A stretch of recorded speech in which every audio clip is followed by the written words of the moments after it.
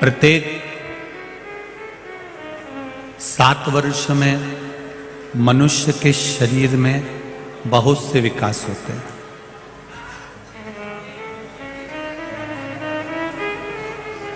प्रत्येक 7 वर्ष के अंदर अंदर हर साल 7 वर्ष आते हैं। प्रत्येक 7 वर्ष में मनुष्य के जीवन में, मानव के शरीर में विकास होता है, उथल पथल होती है।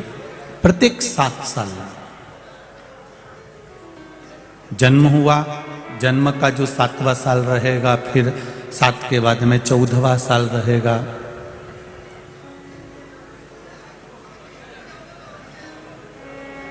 फिर 21वां जो वर्ष रहेगा। ऐसे जो 7-7 साल में जो हमारी गतिविधियां इधर उधर होते हैं, मनुष्य देह का जो विकास होता है,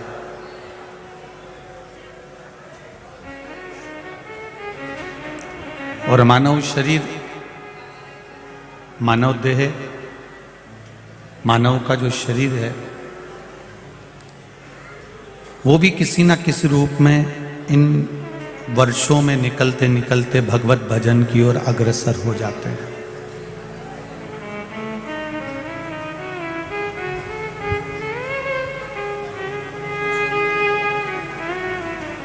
जैसे प्रत्येक 7 वर्ष में ये मानव का शरीर बदलता रहता है, हर 7 साल में बदले। ये मानव शरीर में थोड़ा न थोड़ा विकास, थोड़ा न थोड़ा ऊंच नीच इस मानव के शरीर में प्रत्येक 7 वर्ष में होती रहे। उसी तरह 7 वर्ष में जैसे मानव के शरीर में बदलाव आता रहता है, 7 दिन की शिव महापुराण की कथा सुनकर, या 7 दिन की श्रीमद् भागवत कथा सुनकर, या विष्णु पुराण, गर्ग संहिता, कुर्म पुराण, नारद पुराण, भविष्य पुराण, नर्मदा पुराण, ऐसी पुराणों को जब हम सुनते हैं तो ये निश्चित है, जैसे 7 वर्ष में शरीर में थोड़ा बदलाव आता है, 7 दिन की कथा सुनकर हमारे चित्त और मन में भी थोड़ा ना थोड़ा बदलाव आता है। थोड़ा बदलाव आए।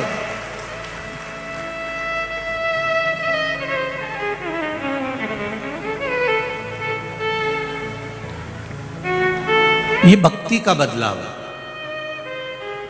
कल कोई कह रहा था, गुरुजी आपने सब जगह कथा करी है, वहां पर आप आखिरी दिन की कथा सुबह बाज देते हो, वहां पर लोग आ भी जाते हैं, पर ये हमारा इंदौर है, यहाँ इतनी जल्दी दुकान नहीं खुलती।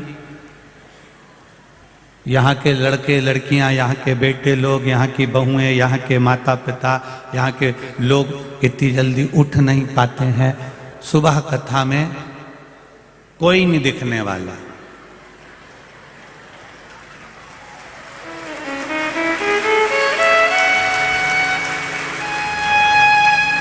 मैं आस्था वालों से निवेदन करूं कि जरा रोड के चारों तरफ की रोड दिखा दो, ये पंडाल तो जाने दो। मालूम पड़ जाएगा कि लोग कह रहे थे कि सुबह इंदौर के लोग नहीं उठते इतनी जल्दी। क्यों इंदौर वालों को बदनाम करते हो रे? अच्छा, तुमको भी सुनने में मजा आता है कि गुरुजी कुछ कहे।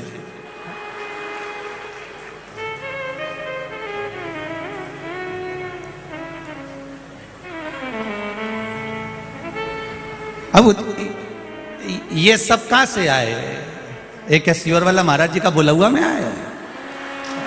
अरे ये भी तो आया। भगवत भजन में, संकीर्तन में, भक्ति में समय नहीं देखा जाता कि किस समय पर भगवान की भक्ति हो रही है, किस समय पर भजन हो रहा है।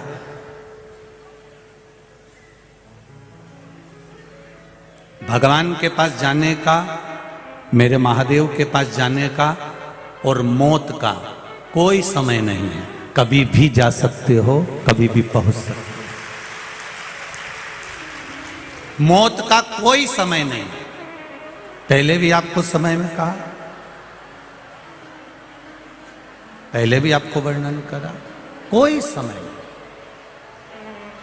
महाराज, ये जीवन, ये मानव का शरीर, ये मनुष्य की देह बड़ी कठिनता में मिलती है। और इतनी कठिन ये मानव का देह, इतना कठिन ये मनुष्य का शरीर है, इसमें अगर भगवान का भजन हो जाए उससे बढ़कर कोई सुख नहीं है। उषा दीदी, लोग कह रहे थे कि नहीं आते, चारों तरफ सुबह का समय 9 बजे अगर कथा चालू हुई है तो ये मेरी बहनें, ये मेरी माताएं और ये मेरे भाई सुबह 6 बजे से आके बैठे हुए। अब लोग कहें कि इंदौर के लोग उठते नहीं, कैसे नहीं उठते? इतना है, सुबह 4 बजे से बैठे हो, धन्य है, धन्य है, प्रणाम, नमन है। फिर क्यों लोग कह देते हैं कि इंदौर के लोग तो बहुत लेट उठते हैं? अरे भाई, केवल इनके भीतर जब किसी बात का जुनून हो जाता है, मैंने देखा इंदौर वासियों को, किसी चीज का अगर जुनून हो जाता है तो ये रात भर भी जाग लेते हैं। ये सुबह उठने की तो बात जान दो,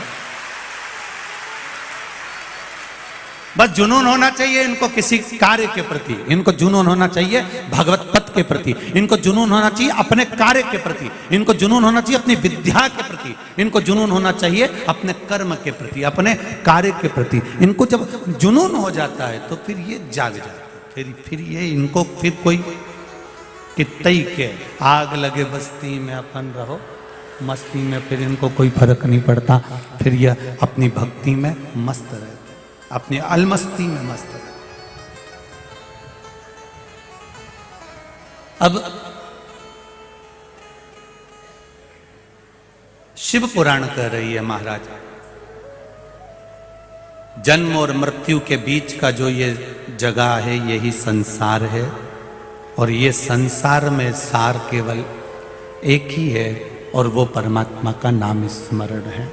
जो तुलसीदास जी ने लिखा कि कलयुग केवल नाम धारा, भगवान की भक्ति में जितना डूबोगे, भगवत नाम में जितना डूबोगे, उतना जीवन का सुख पा जाओगे। मेरे भोलेनाथ जी के पास जाने के लिए कोई समय की सीमा नहीं होती, शमशान और शिव इनके पास जाने का कोई समय नहीं है। मृत्यु कब हमको अपने ग्रास में पकड़ ले, मृत्यु कब हमको कैद कर ले, मृत्यु कब हमको पकड़ना चाहे, इसका कोई समय नहीं।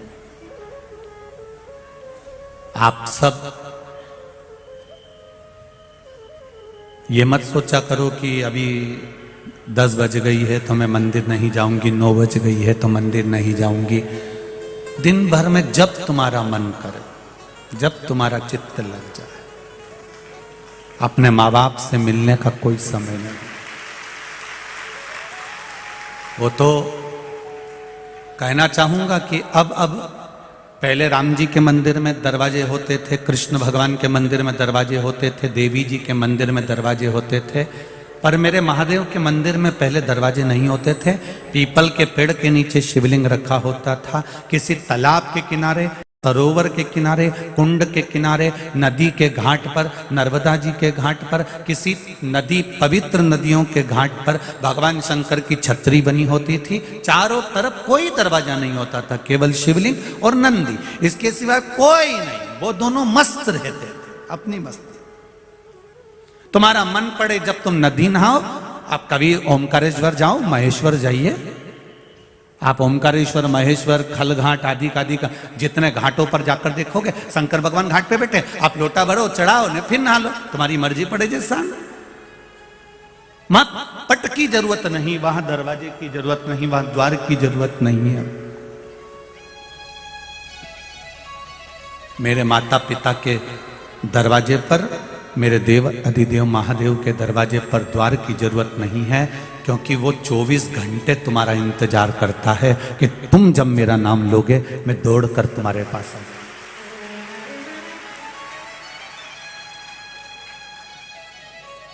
कोई भरोसा नहीं मौत का, कोई भरोसा नहीं मृत्यु का, कब आएगी, कहां आएगी, क्योंकि उसने लिख कर रखा है।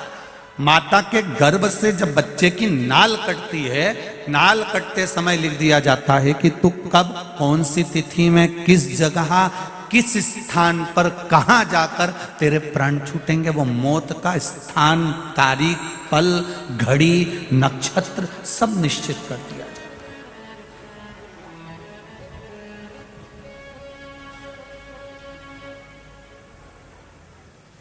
रामकृष्ण परमहंस जी से स्वामी विवेकानंद जी ने पूछ लिया था, गुरुदेव मनुष्य को भजन कब करना चाहिए,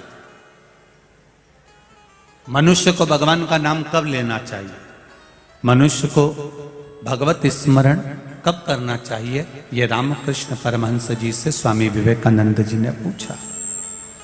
रामकृष्ण परमहंस जी ने कहा, मरने के 5 मिनट पहले भगवान का भजन करना चाहिए। बोलो कब, जम के बोलो जरा।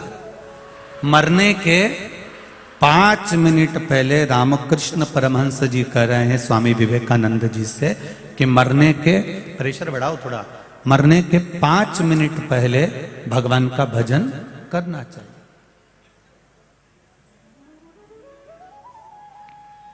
स्वामी विवेकानंद जी ने कहा, यह कैसे मालूम पड़ेगा कि कब मरेंगे। तो रामकृष्ण परमहंस जी ने कहा, जब तुम्हें मरने का समय नहीं मालूम तो हर 5-5 मिनट में भजन करते रहो, निपटने का मालूम नहीं है तो भजन तो करो। जीवन का क्या भरोसा है कब चले जाओगे, इसलिए हर 2 मिनट में, 5 मिनट में श्री शिवाय नमस्तुभ्यम जपते रहो।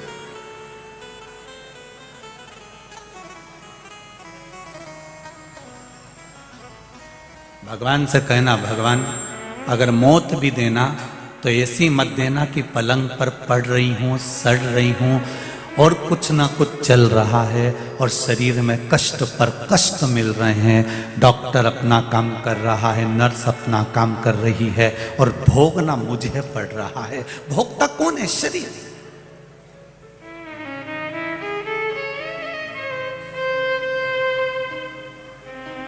दुनिया के लोग पैसे लगा सकते हैं, दुनिया के लोग दवाई दे सकते हैं, पर दुनिया के लोग आपके दर्द को सहन नहीं, दुनिया के लोग नहीं सहेंगे। दर्द अपने को सहना है, कष्ट अपने को सहना, दुख अपने को सहना।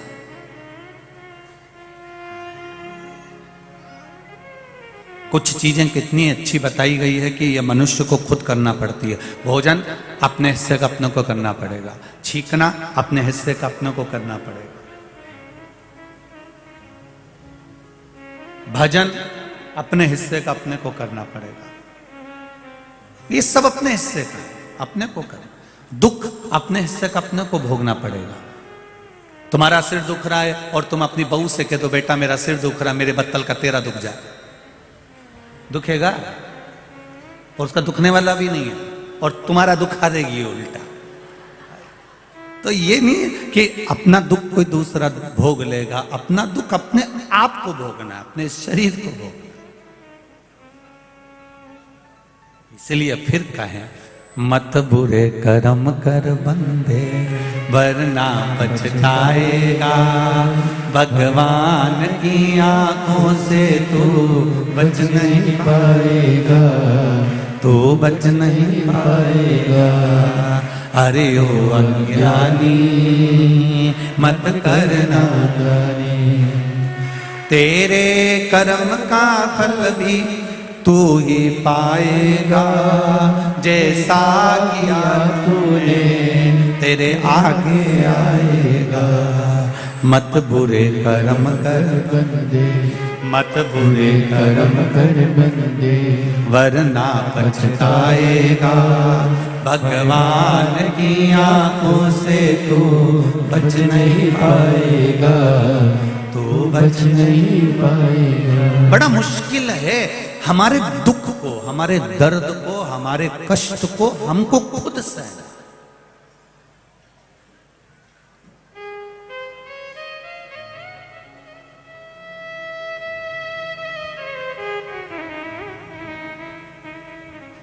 एक प्रश्न खड़ा हो जाता है कि हमारे दुख को यदि हमें सहना है तो फिर कथा में जाने से कौन सा फायदा है? हमारे दुख को यदि हमें सहना है तो फिर मंदिर जाने से कौन सा फायदा है? उसका एक फायदा है, उसका एक लाभ है, वो अपनी जिंदगी में उतारिएगा। बहू को ये मालूम है, घर की माता को, घर के पुरुष को ये मालूम है कि हम डॉक्टर साहब के यहाँ जाएंगे और डॉक्टर साहब इंजेक्शन लिखेंगे तो हमें इंजेक्शन किससे लगवाना। कोई हॉस्पिटल में ऐसा होता है कि उसका इंजेक्शन दर्द करता रहता है, और कोई हॉस्पिटल में ऐसा रहता है कि जिसका मात्र इंजेक्शन लगा और वो ठीक हो जाता, मात्र इंजेक्शन लगा और वो ठीक हो जाता, मात्र इंजेक्शन। कोई को बहुत हाथ बहुत भारी होता है जिसका इंजेक्शन लगते से ही दर्द होता है और वो दर्द 2-4 दिन तक रहता है, और कोई ऐसा होता है कि एक क्षण का इंजेक्शन लगाकर वो हाथ कुछ भी नहीं।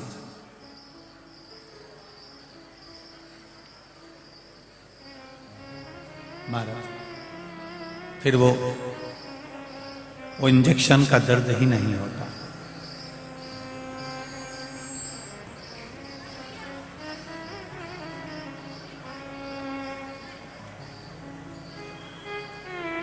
उसी तरह दर्द बहुत है, कष्ट बहुत है, दुख बहुत है, पर जब हम भगवान की शरणागति ग्रहण करते हैं, जब हम भगवान के पास में जाते हैं, कथा में जाकर बैठते हैं या भगवान की शरणागति में जाकर बैठते हैं,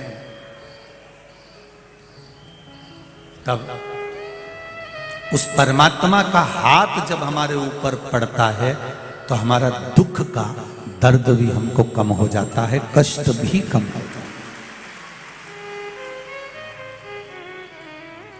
वो कम हो जाता है। हमारा भजन करना, भगवान की अविरल भक्ति को धारण करना, भगवान के भजन में लगना, ये हमारे दुख को, हमारे कष्ट को, हमारी तकलीफों को समाप्त करना।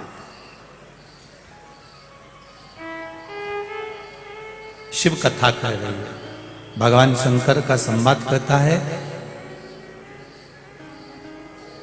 भगवान देवाधिदेव महादेव का पावन चरित्र कहता है। देवऋषि नारद ने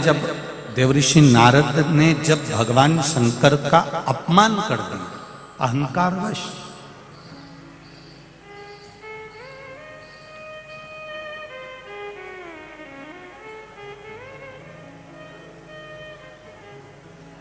जब अहंकारवश भगवान शिव जी का अपमान कर दिया, देवऋषि नारद ने जाकर भगवान शिव के सम्मुख में जाकर कह दिया, आप काम को नहीं जीत पाए, मैंने काम को जीता है। शिव जी को जब थोड़ा सा नीचा दिखाया तब भगवान शंकर को क्रोध नहीं आया। शिव जी ने अपने गले की रुद्राक्ष की माला उतारकर देवऋषि नारद के गले में दे दी, और देवऋषि नारद के गले में जब माला पहनाई, देवऋषि नारद आगे गए, उन्होंने अपनी गले की माला निकालकर जमीन पर पटक दी और सीधे भगवान विष्णु के पास चले गए, सीधे भगवान नारायण के पास। और नारायण के पास जाकर उन्होंने, देवऋषि नारद ने कह दिया कि मैंने काम को जीता है जिसको देवाधिदेव महादेव नहीं जीत पाए।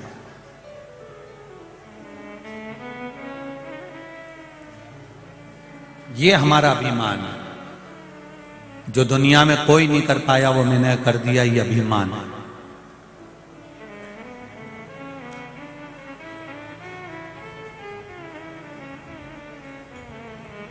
रावण भी विद्या में निपुण था और श्री हनुमान जी महाराज भी विद्या में निपुण थे।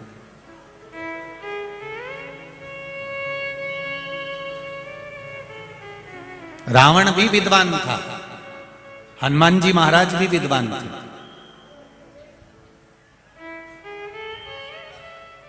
पर रावण को विद्वान कहा गया पर विद्यावान नहीं कहा गया।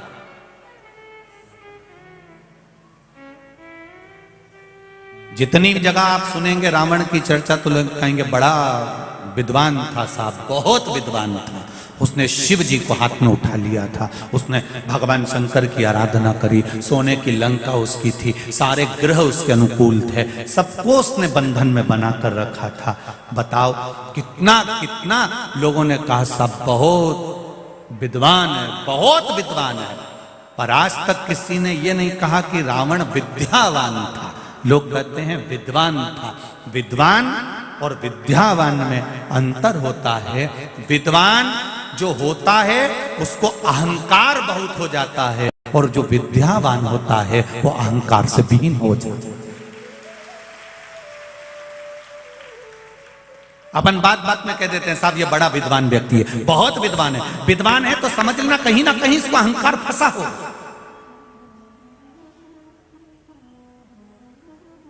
साहब हमारे गांव के ये बड़े विद्वान व्यक्ति हैं, अब वो कहीं ना कहीं अभिमान उसके सम्मुख में आ जाएगा। साहब ये बड़े विद्वान है, विद्वान फिर अभिमान सामने आ जाएगा। पर जो विद्यावान है, इसलिए हनुमान जी की स्तुति में कहते विद्यावान गुणी अति चाचा।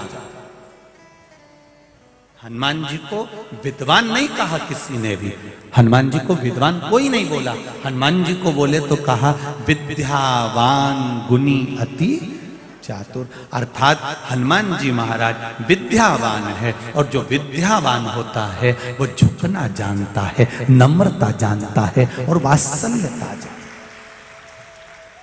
उसके भीतर करुणा होगी, वात्सल्यता होगी, नम्रता। आप कितने भी करोड़पति बन जाओ, धनपति बन जाओ, सत्तापति बन जाओ, वैभवपति बन जाओ, चाहे कितने भी ऊंचे सिंहासन पर बैठ जाओ, विद्वान तो कोई भी बन सकता।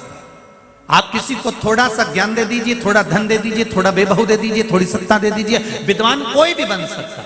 पर विद्यावान बनने में पूरी जिंदगी निकल जाती है कि धन भी आए तो हम नम्रता सीखें, कुर्सी का पद भी मिल जाए तो हम नम्रता सीखें, वैभव भी मिल जाए तो हम नम्रता सीखें। जिसमें नम्रता का भाव होता है वो जीवन का सबसे बड़ा विद्यावान व्यक्ति होता है। वो विद्वान नहीं कहलाता, उसकी विद्या की निपुणता हो, उसकी विद्या की प्रबलता हो।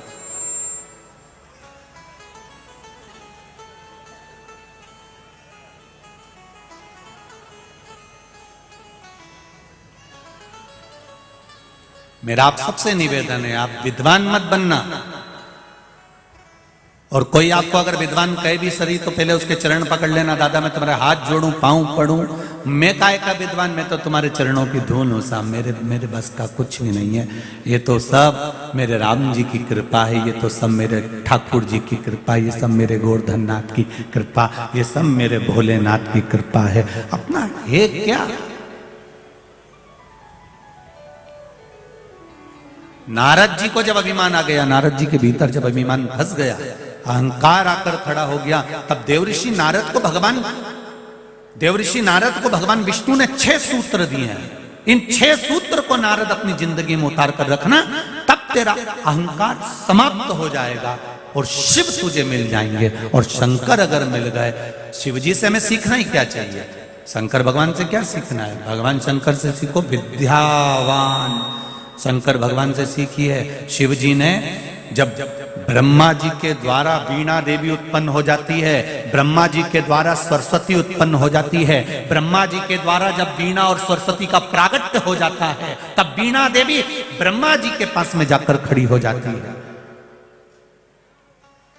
और वीणा देवी ब्रह्मा जी के पास जाकर खड़ी होकर कहती हैं कि मुझ में जो बल है वो बल किसी में भी नहीं है।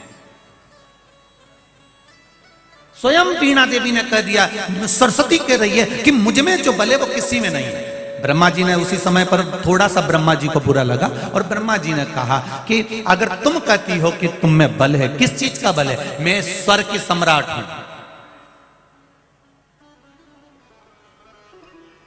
मैं संगीत की देवी हूं, मैं स्वर की देवी हूं।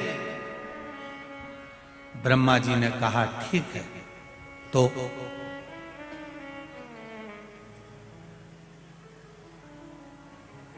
बच्चों के लिए तो तुम में नम्रता होना चाहिए ना। आप में से कितनी माताएं ऐसी होंगी, कितनी माता ऐसी होंगी जो सर्विस भी करती है, कितनी माता ऐसी होंगी जिन्होंने नृत्य भी सीखा होगा, कितनी माताएं ऐसी होंगी, कितने पुरुष ऐसे होंगे जिन्होंने गायन की, संगीत की क्लासें भी करी होगी। पर जब कुंवारे हो तब बात दूसरी है, संगीत क्लास भी कर लेते हो, संभाल भी लेते हो, आयोजन भी कर लेते हो, नृत्य नाटक का भी कर लेते हो, पर जब धीरे धीरे धीरे धीरे परिवार के चक्कर में पड़ते हो, घर में बच्चे जन्म ले लेते हैं, तो क्या बच्चों के सामने नृत्य सिखाओगे? नहीं, पहले अपनी औलाद को, पहले अपने बच्चों को संभालोगे कि मेरा बच्चा समझ जाए, उसके बाद मैं दूसरी जगह क्लास लगा लूंगी, दूसरे को सिखा दूंगी या कार्यक्रम करने चली जाऊंगी। अपना बच्चा समझना चाहिए। कितने भी औहदे पर बैठ जाओ, कितने भी पद पर बैठ जाओ, पर अपनी नम्रता को मत छोड़ो। सरस्वती मैया ने, वीणा देवी ने कह दिया कि तुम मुझे जानते नहीं हो, ब्रह्मदेव से कर रही हैं, मेरे में वो बल है, मुझ में वो स्वर है, मुझ में वो संगीत है, मुझ में वो ज्ञान है जो कहीं नहीं हो सकता। ब्रह्मा जी ने कहा तुम्हें एक बार अच्छे से समझ लेना चाहिए कि अभिमान बेकार होता है, पर वीणा देवी का वो भाव समाप्ति नहीं हुआ। तब वीणा देवी एक इंद्र की सभा में बैठी हुई थी और इंद्र की सभा में ही, उस पावन सभा के अंदर आज देवऋषि नारद के मित्र श्री तुम्बरुका जी आ गए। समझिए जरा, बहुत विचित्र कथा है, इसको समझिएगा जीवन में कि इस जीवन में इस कथा को कैसे उतारा जाए। देखिए जी, उस कथा में तुम्बरुका जी आ गए। तुम्बरुका जी कौन? मानव सा शरीर है, घोड़े का मुंह लगा है, हाथ में करताल है, वीणा डली हुई है। वो वीणा का नाद करते हुए जैसे नारद जी भजन करते हैं, उसी तरह तुम्बरुका जी भजन करते। पर नारद जी के भजन करने में और तुम्बरुका जी के भजन करने में अंतर होता है। तुम्बरुका जी जब भजन गाते हैं, तुम्बरुका जी जब कीर्तन करते हैं, तुम्बरुका जी जब गायन करते हैं और कुछ बोलते हैं, तो कहते हैं कि 33 कोटि देवी देवता के पांव थिरकने लगते हैं, वो उठकर खड़े हो जाते हैं।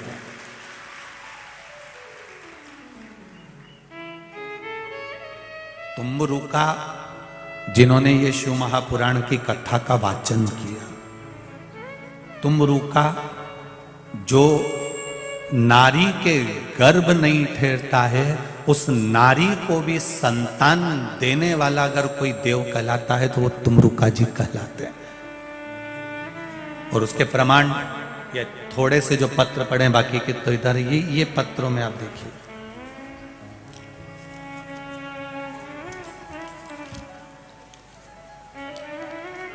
कुसुम राठौर 462 रामानंद नगर इंदौर। कहीं बैठी हो तो हाथ हिलाइएगा, कहीं बैठी हो तो हाथ हिलाइएगा।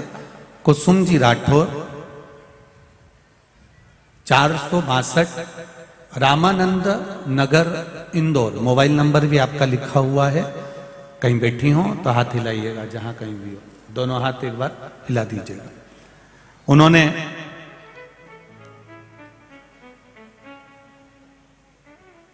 भजन की एक लाइन लिखी है, छोड़कर सारा जमाना तेरे धर्म पे आ बैठे हैं, क्या बखान करूं गुरुदेव। आंकड़े की जड़ पशुपतिनाथ का व्रत और तुम्बरुका जी के नाम में क्या बल है। मेरी मासी की शादी को 24 साल हो गए थे, उन्हें संतान सुख नहीं था। इस वजह से उन्हें परिवार वाले भी बहुत अपशब्द कहते थे। कई जगह इलाज करवाया पर 24 साल तक संतान नहीं हुई। हमने आपकी कथा 2021 में आखिरी के महीने में श्रवण करी, तब आपने पशुपति व्रत का वर्णन किया, तुम्बरुका जी का नाम लेकर सफेद आंकड़े की जड़ का वर्णन किया। कथा सुनकर एक उम्मीद जाग गई। मैंने मासी माँ से कहा, इतना इलाज करवाया है, एक बार ये उपाय भी करो। फिर हम 3 मार्च को कुबेरेश्वर धाम आए और वहां बाबा से बोल कर आई कि बाबा, मैं यहां से जाने के बाद मासी माँ के लिए पशुपतिनाथ का व्रत करूंगी, मेरी मासी भी करेगी, आप कृपा करना मेरी मासी माँ की गोद भर देना। 17 मार्च को मासी माँ ने आंकड़े की जड़ को तुम्बरुका जी का नाम लेकर अपनी कमर में शिव मंदिर में जैसा आपने बताया था वैसा बांधा 19 अप्रैल को मेरा दूसरा पशुपतिनाथ का व्रत था और मासी माँ उस समय गर्भ से हो गई थी। 21/11/2022 को मासी माँ को 2 पुत्र रत्न की प्राप्ति हुई है, जिनके फोटो मैंने पत्रिका में लगाए। ये 2 पुत्र हुए।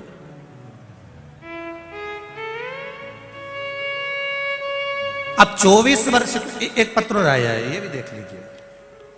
12 साल के बाद बाबा ने संतान दी है।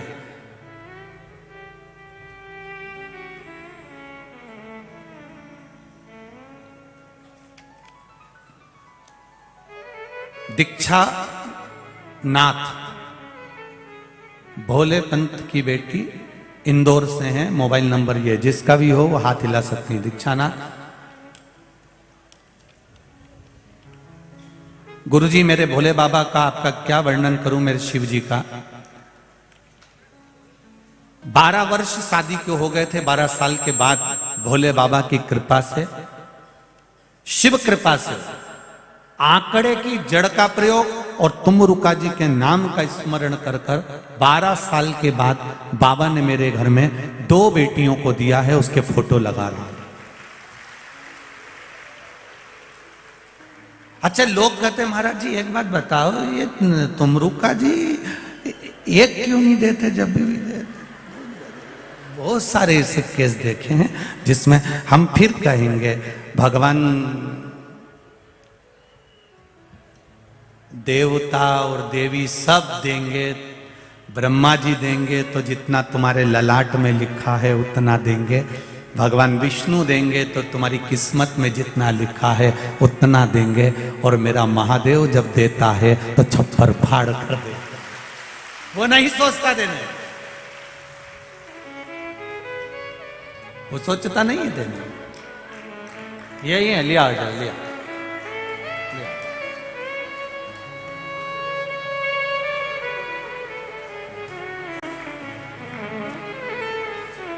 तेरी कृपा बिना नहीं ले एक भी अणु लेते हैं श्वास, तेरी कृपा से तनो तनो। गंगाधार मुक्ति द्वार ओमकार तू, भोले ओमकार तू। आयो शरण तिहारी शंभु तार तार तू।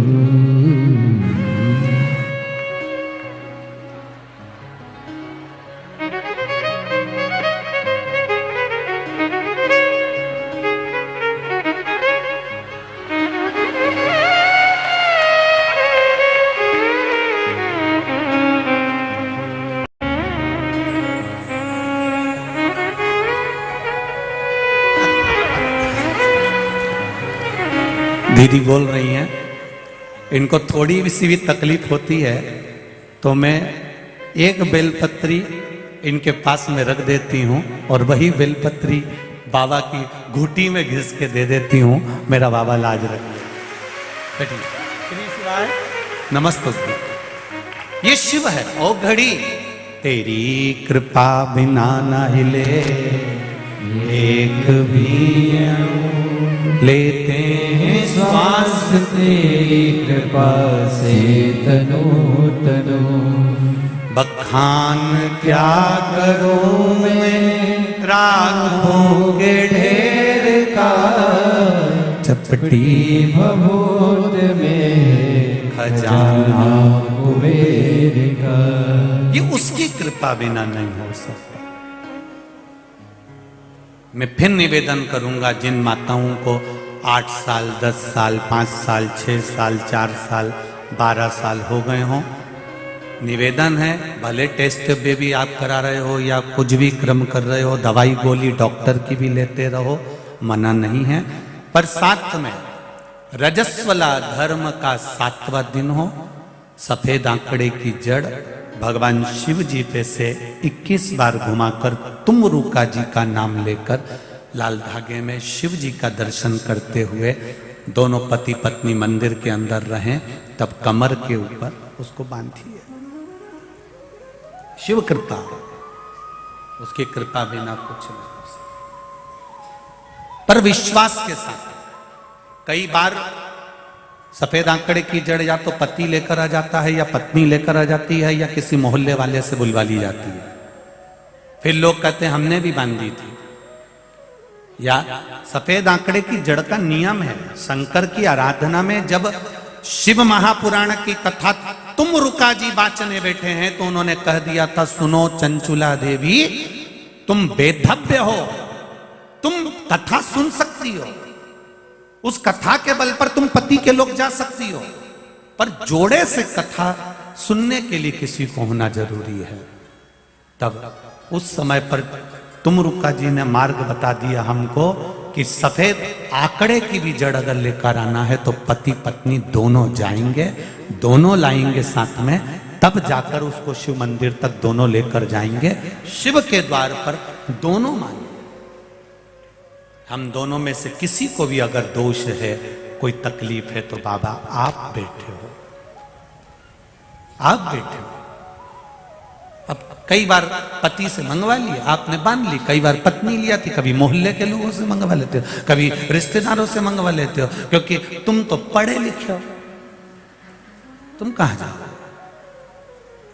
शिव भक्ति की ओर अग्रसर। तुम रुका जी सभा में पहुंच गए, बीणा देवी गा रही थी, सरस्वती मैया स्वर फैला रही थी, और तुम रुका जी उस समय पर पहुंचे। पहुंचते से तुम रुका जी ने केवल अपनी बीणा का एक तार बजाया। अभी तक सरस्वती के गायन पर सब बैठे हुए थे, केवल तुम रुका जी का बीणा का एक स्वर बजा और 33 कोटि देवी देवता खड़े हो गए। एक स्वर बजते ही, तुम रुका जी का मात्र बीणा का एक स्वर पड़ते से ही सब खड़े हो गए। बीणा देवी का चेहरा नीचे झुक गया। बीणा देवी के चेहरे पर सल पड़ गए। मैंने इतना गायन किया तो कोई नहीं खड़ा हुआ, मैंने इतना भजन गाया तो कोई नहीं खड़ा हुआ, और तुम रुका जी केवल एक बीणा का एक स्वर ही दिया था, सब खड़े हो गए। ऐसा क्या है इसमें? तब ब्रह्माणी सरस्वती बीणा देवी वापिस आई ब्रह्मा जी के पास में, मुझ में क्या कमी है? ब्रह्मा जी ने कहा, तुम्हारे स्वर के लिए अभी तुम्हें और मेहनत करना पड़ेगी। मुझसे ज्यादा ज्ञानवान कौन होगा स्वर के लिए? मुझसे ज्यादा प्रबल कौन होगा स्वर के लिए? ब्रह्मा जी ने कहा, जाओ तुम रुका जी के पास में। तुम रुका जी के पास में जब सरस्वती गई हैं, सरस्वती मैया के चरण को तुम रुका जी ने प्रणाम करा है। इसको कहते हैं विद्यावान गुणियति चातुर, इसको कहते विद्यावान। अपने ज्ञान की परिभाषा नहीं दी है, अपने ज्ञान की परिभाषा नहीं दी। तुम रुका जी ने चरण पकड़ लिए। मां क्या बात है, आप मेरे चरण मत पकड़ो, मैं आपके पास सीखने के लिए आई हूं, आप मेरे गुरु बनिए। तुम रुका जी ने कहा, संसार में मेरी क्या सामर्थ्यता या मैं किसी को सिखा सकूं? मुझे तो खुद महादेव ने सिखाया है, आप महादेव के पास जाइए, वो सिखा सकते। मेरा महादेव अभी कहां मिलेंगे? तो कहा, श्री सैलम के पर्वत पर, क्रौंच पर्वत पर महादेव विराजमान है। शंकर भगवान के पास में सरस्वती मैया चली गई। 1000 वर्ष तक माता सरस्वती ने तप किया, तब शिव जी प्रकट हुए। मांगो वीणा देवी, तुम्हें क्या चाहिए? वीणा देवी कहती है, मुझे स्वर की देवी तो लोग कहते हैं, पर मुझ में स्वर नहीं। आप मुझे ये स्वर दे दीजिए, ये संगीत, ये गीत दे दीजिए। शंकर भगवान ने उसी समय अपना नटराज रूप प्रकट कर लिया, और नटराज रूप प्रकट कर कर माता सरस्वती को स्वरवान बना दिया।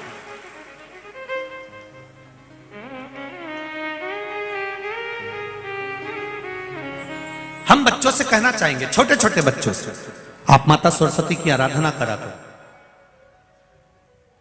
मेरे बच्चों से निवेदन है, कभी जिंदगी में अगर मौका मिल जाए और सरसों के फूल यदि आपके जीवन में आपको कहीं से प्राप्त हो जाए, सरसों के फूल जानते हो ना, पीला कलर का होता है सरसों का फूल, आप प्रयास करो। सरसों का फूल जिस दिन माता सरस्वती का, मेरी बागेश्वरी का जिस दिन प्रागट्य उत्सव हो बसंत पंचमी का, उस समय पर माता सरस्वती का स्मरण कर कर वो सरसों का फूल आप देव अधिदेव महादेव को चढ़ाइए। जैसे माता सरस्वती को ज्ञान दिया था, वैसा मेरा महादेव आपको भी ज्ञान दे। वो सरसों का फूल आप देव अधिदेव महादेव को समर्पित करें। कई जगह पर आम के जो झूमर होते हैं वो, कई जगह पर सरसों का पुष्प। सरसों का फूल वैसे शिव महापुराण के अनुसार अगर अपन देखें तो बड़े रोग में भी कारगर होता है। जिसको कैंसर जैसा रोग हो जाता है या किडनी लीवर जिसका डैमेज हो जाता है, इसके लिए हमने पहले भी कथाओं में वर्णन किया है। आप उसका स्मरण कर एक पत्र आया है,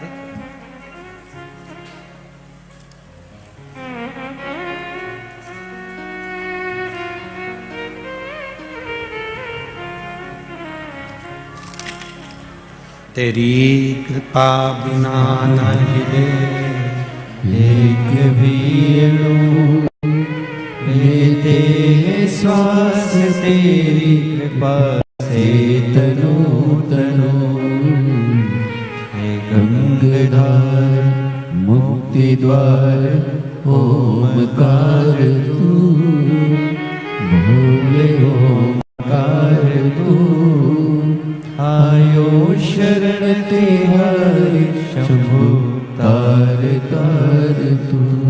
बखान क्या करूं मैं रातों के ढेर का, चपटी भभूत में खजाना कुबेर का। दो पत्र हैं, बड़ा ध्यान दीजिएगा।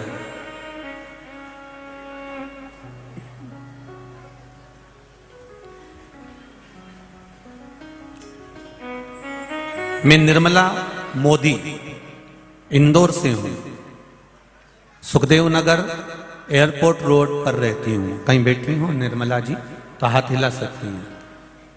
निर्मला मोदी कहीं बैठी हो तो दोनों हाथ हिला सकती हैं, जहां कहीं भी बैठी हो। सुखदेव नगर एयरपोर्ट रोड पर रहती हूं।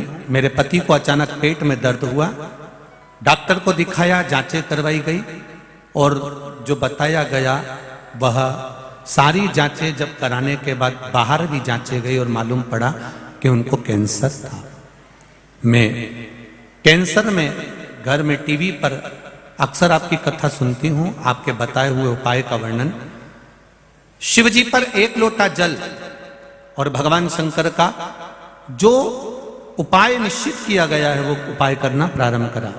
डॉक्टर साहब ने ऑपरेशन की सलाह दी पर हमने ऑपरेशन नहीं करवाया। मैंने सब दूर सुन रखा था कि कैंसर का इलाज तो करवाते हैं पर धीरे धीरे धीरे धीरे शरीर तो बेकार होता चले जाता है ऑपरेशन के बाद। मैंने मना कर दिया और बाबा से प्रार्थना कर कर इनकी बीमारी के लिए पशुपति व्रत बेलपत्र शिव जी को चढ़ाने लगी।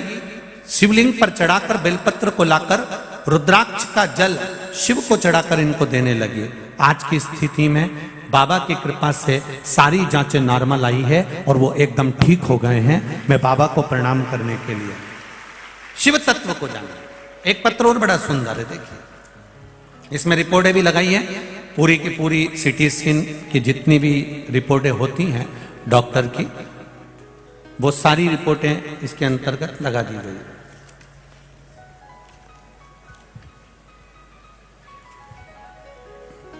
मनोज जंगदाड़े, बाकड़ पीपरी चिंचवाड़ा, पुणे से आए हैं। कहीं बैठे हो तो हाथ हिलाइएगा। पुणे से आए हुए हैं, कहीं बैठे हो तो हाथ हिलाइएगा, जहां कहीं भी बैठे हो। गुरुजी, मेरे छोटे भाई की पत्नी शुभांगी जंगदाड़े, उसको मिर्गी के दौरे आते थे, मिर्गी की बीमारी थी, फिट आती थी। उसके कारण उसके दिमाग में 4 गठाने बताई गई, जो कि 4 गठाने ठीक नहीं हो रही थी, उसको मिर्गी के दौरे शीघ्र ज्यादा से ज्यादा आने लगे। आपने कुंदकेश्वर वाला उपाय बताया था। ये जो कुंदकेश्वर का जो उपाय है, पहले भी कहा, मिर्गी आने वालों के लिए जो पूर्व में डला हुआ है कुंदकेश्वर का उपाय, वो आप कर सकते हैं। कुंदकेश्वर का जो उपाय बताया था, पशुपति व्रत के साथ में उसको किया। बाबा की कृपा से उसकी सारी रिपोर्टें नॉर्मल आ गई हैं और मिर्गी के दौरे बंद हो गए हैं। ये शिव तत्व, सारी रिपोर्टें पीछे लगाई गई है, सारी रिपोर्टें पीछे लगा दी हमारे, जो जांचें कराई हैं।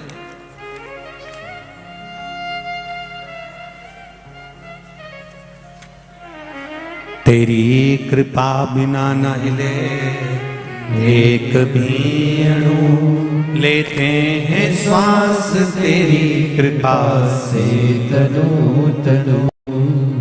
बखान क्या करूं मैं राखों के ढेर का, चपटी भभूत में खजाना कुबेर का। शिव कथा कर रहे हैं। तुमरुका जी से शिव जी के द्वार तक जाना और शंकर भगवान की शरणागति में रहकर हजारों वर्ष तक माता वीणा वादिनी ने, माता सरस्वती ने श्री सेलम पर तप किया। इसलिए आज भी हम जब श्री सेलम के पर्वत पर मल्लिकार्जुन भगवान का दर्शन करने जाते हैं तो मंदिर में प्रवेश करने से पहले श्री सेलम के शिखर पर, श्री सेलम पर्वत की सबसे ऊंची चोटी पर माता वीणा वादनी का, माता सरस्वती की मूर्ति विराजमान है और उसके पास में नटराज की मूर्ति विराजमान है। ये हमको सीख देती है कि हमने बाबा की भक्ति को धारण किया, हमने बाबा की भक्ति को धारण किया। ये सीख दे रही, शिव कथा कर रही, भगवान शंकर का गुणगान कर रहा है कि हम विद्वान ना बने, हमें क्या बनना है? जम के बोलो जरा, विद्यावान बनना। और विद्यावान बनने में सबसे बड़ी चीज होती है कि हमारी नम्रता, हमारा झुकना, प्रणाम करना। हनुमान जी महाराज को विद्यावान गुणी अति चातुर कहा गया, उनकी विद्या की प्रबलता। शिव कथा का देवऋषि नारद को भगवान ने 6 सूत्र दिए। इन 6 सूत्र को नारद जी अगर तुम धारण कर लोगे तो तुम्हारा अभिमान अपने आप चला जाएगा और तुम शिव तत्व को प्राप्त कर लोगे। वो 6 सूत्र दिए गए। पहला सूत्र है सिर पर त्रिपुंड लगाना नारद, और अगर त्रिपुंड से वंचित हो जाओ तो पंचाक्षर मंत्र। पंचाक्षर मंत्र कौन सा? जम के बोलिए जरा, नमः शिवाय। बोलो जरा अच्छे से, नमः शिवाय। ये नमः शिवाय पंचाक्षर मंत्र है।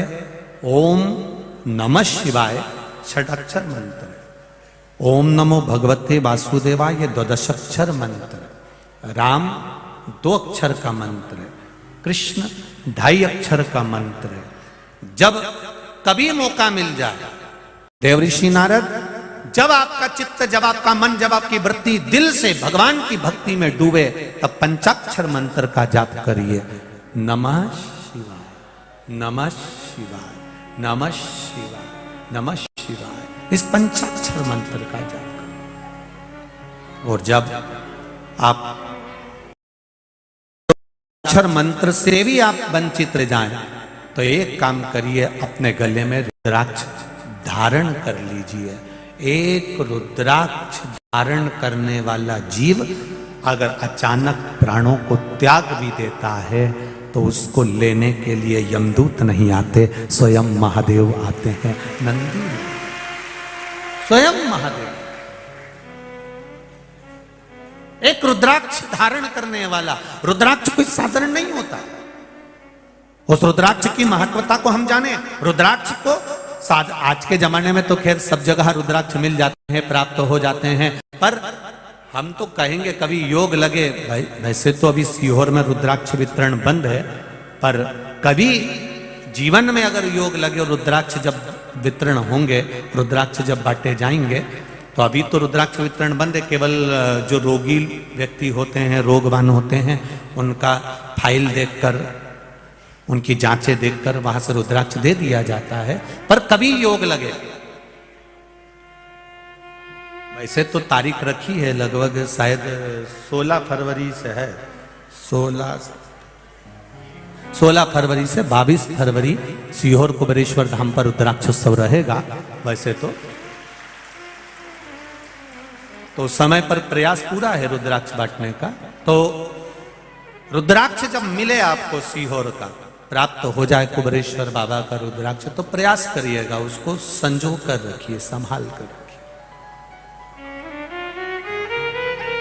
कभी रोग में, बीमारी में तांबे के कलश में उसको गला दीजिए, पानी शिव जी को चढ़ा दीजिए, उस जल का आचमन करिए, उसको अपने पास रखिए संजो कर।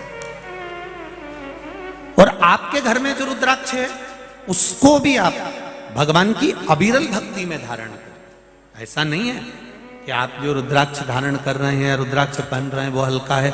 रुद्राक्ष रुद्राक्ष होता है, उसकी भक्ति धारण करें। नारद जी, ये तीसरा सूत्र है। मान लो त्रिपुंड नहीं लगा सकते, पंचाक्षर मंत्र का जाप नहीं कर सकते, तो रुद्राक्ष धारण करो। अगर रुद्राक्ष धारण नहीं कर सकते तो शिव कथा को सुनने के लिए जाना प्रारंभ करो, कम से कम यह तो कर सकते हो।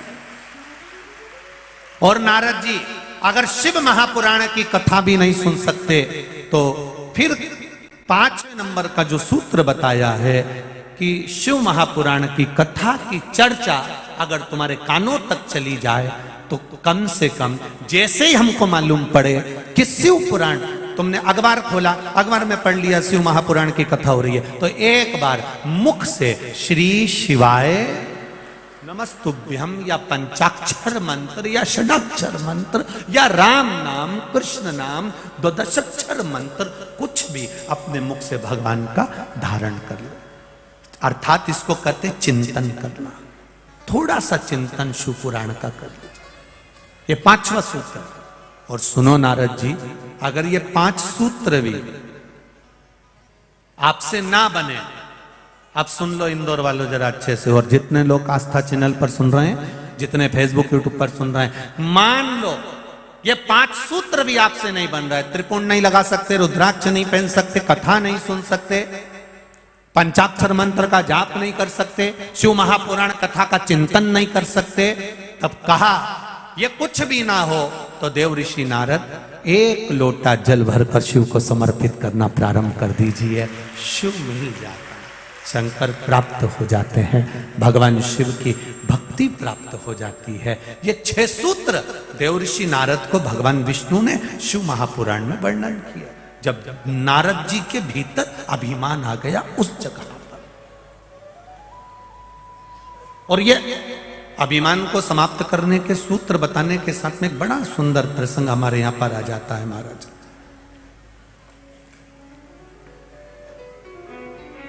शिव कथा कहती है, भगवान की अविरल कथा कहती है। इन 6 सूत्र में से एक सूत्र भी अगर आपने अपनी जिंदगी में धारण करा है, अपने जीवन में अगर उतारा है, और मेरा विश्वास करता है आप कोई सूत्र धारण करे चाहे ना करे, सारी समस्या का हल, जम के बोलो जरा, 1 लोटा बोल बम का नारा है, बाबा एक सहारा है। बस ये सहारा आपकी जिंदगी में बना रहना चाहिए।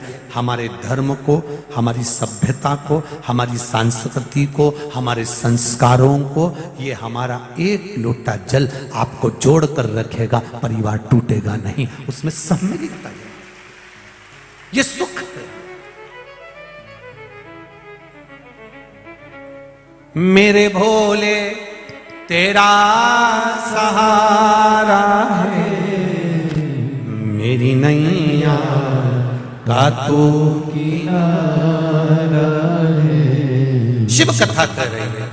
12 ज्योतिर्लिंग शिव महापुराण के प्रसंग में काशी विश्वनाथ जी का वर्णन किया। मनु शत्रुपा ने भगवान शंकर की भक्ति को धारण किया। भगवान मनु और शत्रुपा ने भगवान शिव की भक्ति को धारण करा। देवाधिदेव महादेव ने पूछा, मांगो तुम्हें क्या चाहिए, बस आप हमारी काशी में आकर विराजमान हो जाएं। ये भक्ति है आपकी, यही भक्ति का बल प्रबल, यही भक्ति और यही भक्ति का बल प्रबल, इसी को तो भक्ति कहते हैं। दुनिया के लोग भले आपको दिखावा कह दें, चाहे कोई अपशब्द कह दे, पर इंदौर वालों की जो भक्ति है वो ये इंदौर की कथा में नजर आती है कि चारों तरफ शिव भक्तों की भक्ति समान। मैं साधुवाद धन्यवाद दूंगा आदरणीय संजय जी शुक्ला जी को, और खूब इस व्यासपीठ से आशीर्वाद भी दूंगा कि आप ऐसे ही सनातन धर्म की ध्वजा को आगे बढ़ाते हैं। बहुत बहुत ऐसी ही शिव भक्ति आपके भीतर रहे और सबको संजो कर ऐसे ही आप सत्संग संकीर्तन भगवत स्मरण करते रहे। ये शिव तत्व भगवान मौका दे तो उस मौके का आनंद लेते हुए भगवत स्मरण का चौका लगा ही देना चाहिए, तो आनंद की अनुभूति हो जाती है। मौका दे भगवान तो कर। शिव कथा कर रही, मनु और शत्रुपा के कहने पर भगवान शंकर काशी में आकर विराजमान हो जाते हैं। अगला जो वर्णन स्मरण कराया गया वो त्र्यंबकेश्वर बाबा का कराया गया। गौतम बाबा जो विद्या में परिपूर्ण है, जिनकी भक्ति के बल पर परमात्मा ब्रह्मा विष्णु महेश प्रकट हो जाते हैं, वो साधारण नहीं है।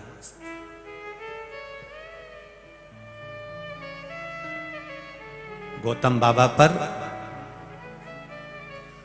अब जरा विचार करिएगा, जिन गौतम बाबा के कहने पर मां अंजना शिव जी का शिवलिंग का निर्माण करती हैं और उसकी पूजन करती हैं, और अंजना माता के गर्भ से संतान होती है।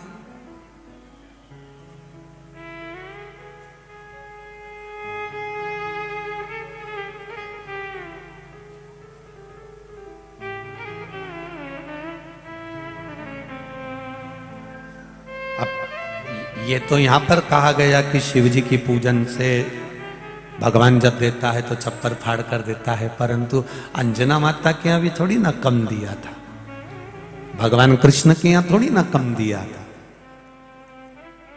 रानियों ने जितनी दिन भगवान कृष्ण की, पटरानियों ने जितनी दिन भगवान शंकर का अभिषेक करा, एक एक रानी के गर्भ से 11-11 संतान हुई। माता अंजना ने जैसा माता अंजना ने शिव जी की आराधना करी, तो अंजना माता के गर्भ से भी एक संतान नहीं हुई। हनुमान, केतुमान, धृतिमान, मतिमान, वृत्तिमान, कितने कोई एक नहीं हुआ। ये शिव कृपा है, ये भगवान शंकर की उदारता है।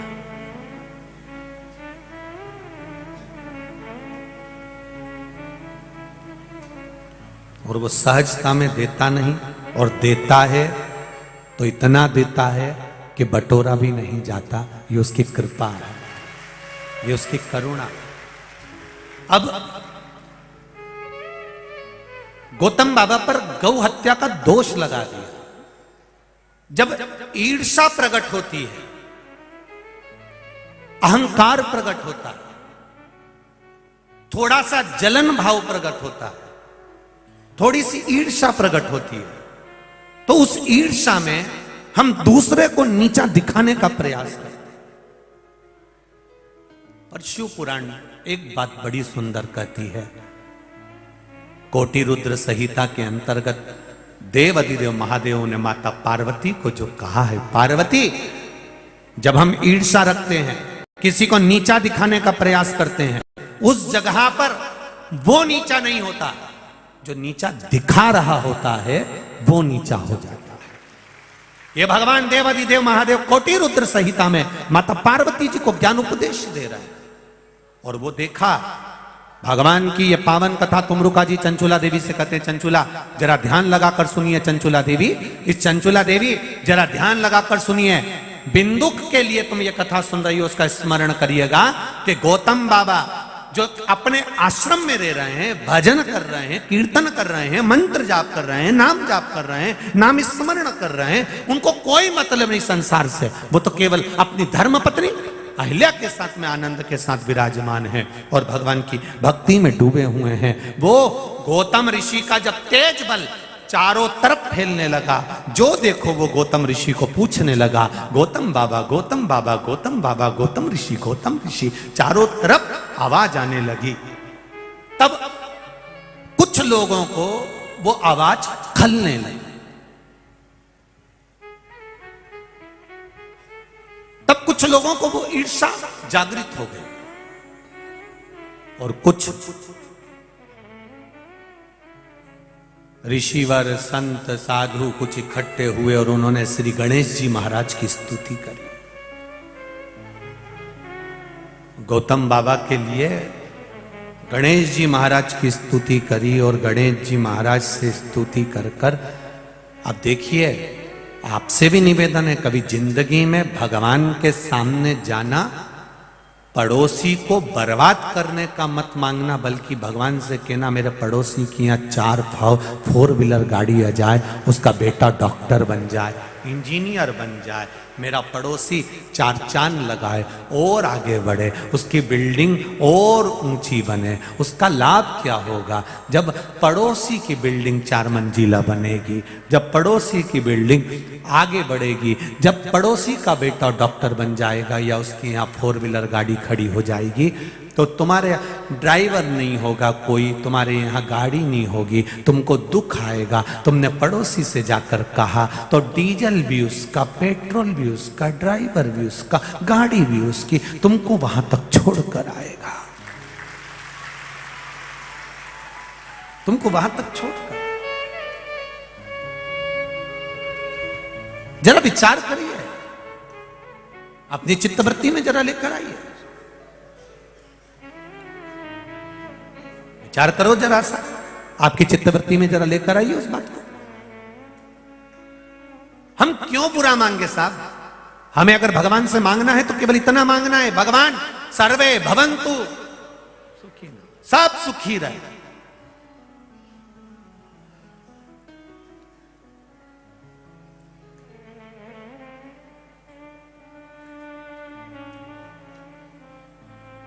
ये कथा भले क्षेत्र क्रमांक 1 की कथा रही हो, संजय शुक्ला जी की मित्र मंडली ने कराई हो, पर यह कथा केवल क्षेत्र क्रमांक 1 की या श्री संजय जी शुक्ला जी की नहीं रही, ये पूरे इंदौर की कथा है, ये पूरे इंदौर की। भले संजय शुक्ला मित्र मंडली कराए, भले क्षेत्र क्रमांक 1 में हो रही हो, पर जब सब जुड़ गए, हर एक व्यक्ति, आप जाकर देखो, इस रोड से जाओगे इतने स्टॉल लगे होंगे, कोई पोया बांट रहा है, कोई कचौड़ी बांट रहा है, कोई हलवा बांट रहा है, कोई चाय बांट रहा है। इधर से निकलोगे तो कोई चाय बांट रहा है, कोई हलवा बांट रहा है, कोई कचौड़ी बांट रहा है। रात के समय आकर देखो तो रात को लोग सेवा में लगे हुए, रात को 1 बजे तक को मालूम ही नहीं पड़ता कि इंदौर है, सब घूम रहे, कहां जा रहे हैं? कथा स्थल पे जा रहे हैं। तो महाराज तो कथा 2 बजे से बाजता है, तुम रात को 12 बजे जाके क्या करोगे? कुछ नहीं, जो भूमि मिलेगी उस भूमि को प्रणाम कर कर आना है, जहां इतने शिव भक्त आए।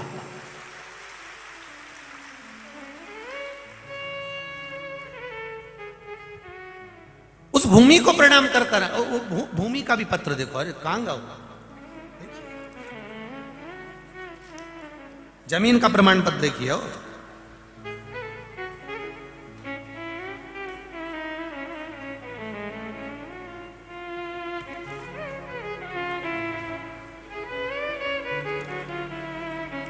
तेरी कृपा बिना न हिले एक भी अणु लेते हैं श्वास, तेरी कृपा से तनु तनु। रोशनी राठौड़ इंदौर से, कहीं बैठी हो तो हाथ हिलाइएगा। रोशनी राठौड़ इंदौर, कहीं बैठी हो तो हाथ हिलाइएगा, जहां कहीं भी बैठी। रोशनी राठौड़ इंदौर। मेरी भाभी को 8 माह की गर्भवती हैं, उनको कल शाम को 5 बजे हॉस्पिटल में भर्ती करा, पर वो हॉस्पिटल इंदौर विजयनगर में है, पर गुरुदेव शंकर भगवान की कृपा देखिए, उनको संतान नहीं हुई, बड़ी तकलीफ भोग रही थी। डॉक्टर ने ऑपरेशन का कह दिया। मैं कथा से गई, वापिस आई, यहां से पत्थर उठा के ले गई। अब पत्थर उठाकर कंकर को लेकर चली गई और कंकर ले जाकर मैंने वही कंकर को पानी में डाल दिया और उस पानी को मेरी भाभी को चम्मच भर पिला दिया। बिना ऑपरेशन के बच्चा हो गया।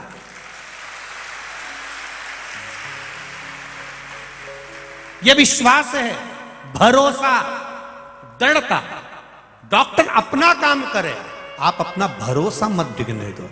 आप भरोसा, आप विश्वास मत डिगने दो। भारत माता की ये भूमि, ये जननी है संस्कार, सभ्यता और संस्कृति की, इसलिए इसको भारत माता कहते हैं। माता देती है, प्रदान करती है, बस विश्वास होना चाहिए, आपका भरोसा, आपकी दृढ़ता होना चाहिए। कितना विश्वास। एक विदेश में कहीं का मरता है तो उसको कहते हैं डेड बॉडी, एक्सपायर हो गए। और भारत में कहीं का बेवड़ा भी मर जाए तो स्वर्गवासी।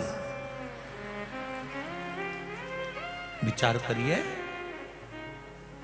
भारत में कहीं का पाप से पाप करने वाला भी मर जाए तो उसके नाम के आगे लिखा रहता है श्रीमान स्वर्गवासी।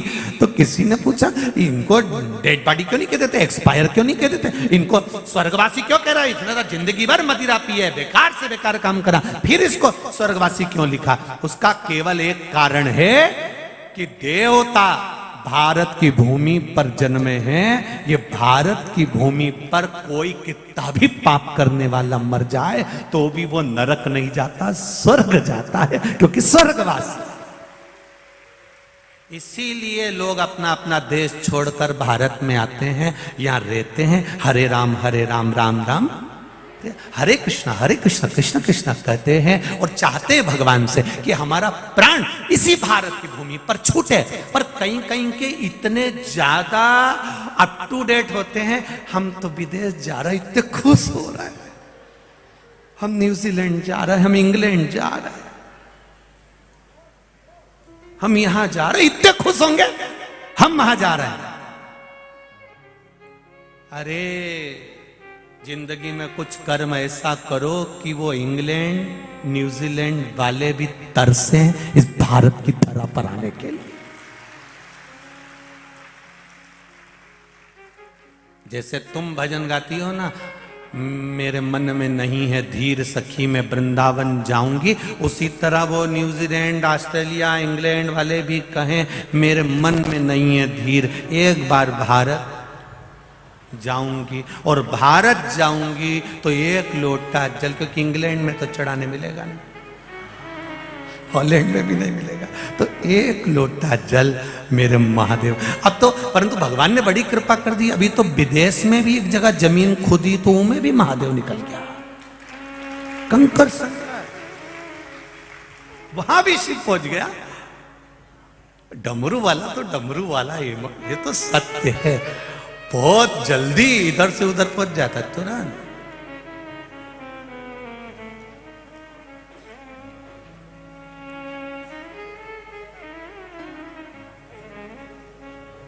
महाराज शिव कथा कह रहे हैं, गौतम बाबा से ईर्ष्या रखी, ईर्ष्या रखने वाला रखे, पर गौतम बाबा पर कोई फर्क नहीं पड़ा। तब इन्होंने गणेश जी की आराधना करी। मांगो भगवान से, दूसरे का हित का मांगो, दूसरे का अहित का नहीं। जिन मुनियों ने, जिन संतों ने गणेश जी से वर मांगा, गणेश जी बोले मांगो तुम्हें क्या चाहिए। इतना तप किया तुमने, तुम्हें चाहिए क्या? तो हमको अगर कुछ देना है तो ये वर दे दीजिए कि आप गाय बन जाओ और गौतम बाबा के आश्रम में जाकर प्राणों को छोड़ो प्राण।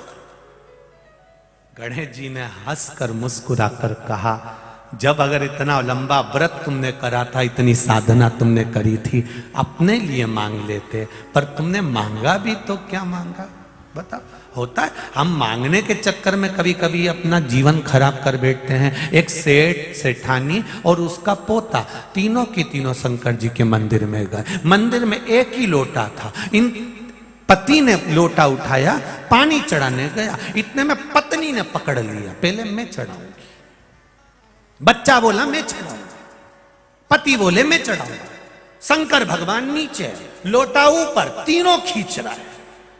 शिव जी नीचे से घबरा रहे, पटक नहीं दे,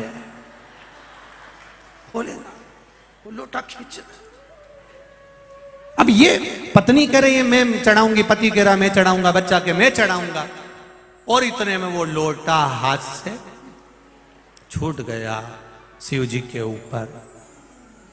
पार्वती शिव जी की आराधना में लगी थी। आज भोलेनाथ जी के माथे पे कैलाश पर्वत आ गया। पार्वती जी ने पूछ लिया, प्रभु जिंदगी में पहली बार ये देख रही हूं। शंकर भगवान बोले मेरे भगत ने लोटा पटक दिया। पार्वती जी बोली ऐसा भगत जिंदगी में पहली बार देखा है। अब भी कि अब भी जाना पड़ेगा और उसको आशीर्वाद दे के आना पड़ेगा। शिव जी ने पूछा क्यों? पार्वती जी बोली अभी लोटा पटका है, एक आध दिन बाल्टी पटक दी तो हो गया। कल तुम अब भी जाओ, 1 मिनट की देरी नहीं करना। शंकर भगवान प्रकट हो गए। मांग तुझे क्या चाहिए? पति बोले पहले मैं मांगूंगा, पत्नी बोली पहले मैं मांगूंगी, छोरा बोले पहले मैं मांगूंगा। तीनों लड़ने लगे।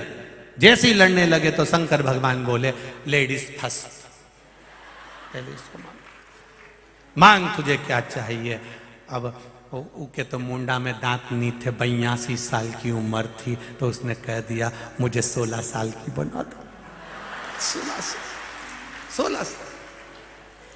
शंकर भगवान बोले तथास्तु। अब ये 16 साल की बनकर बाल ऐसे ऐसे करे।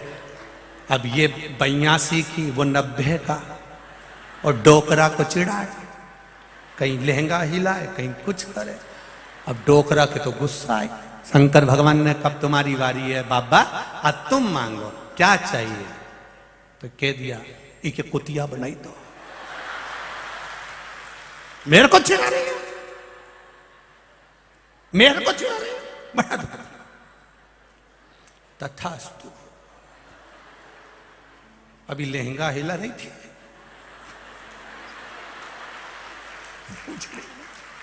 अब छोटा सा बच्चा था।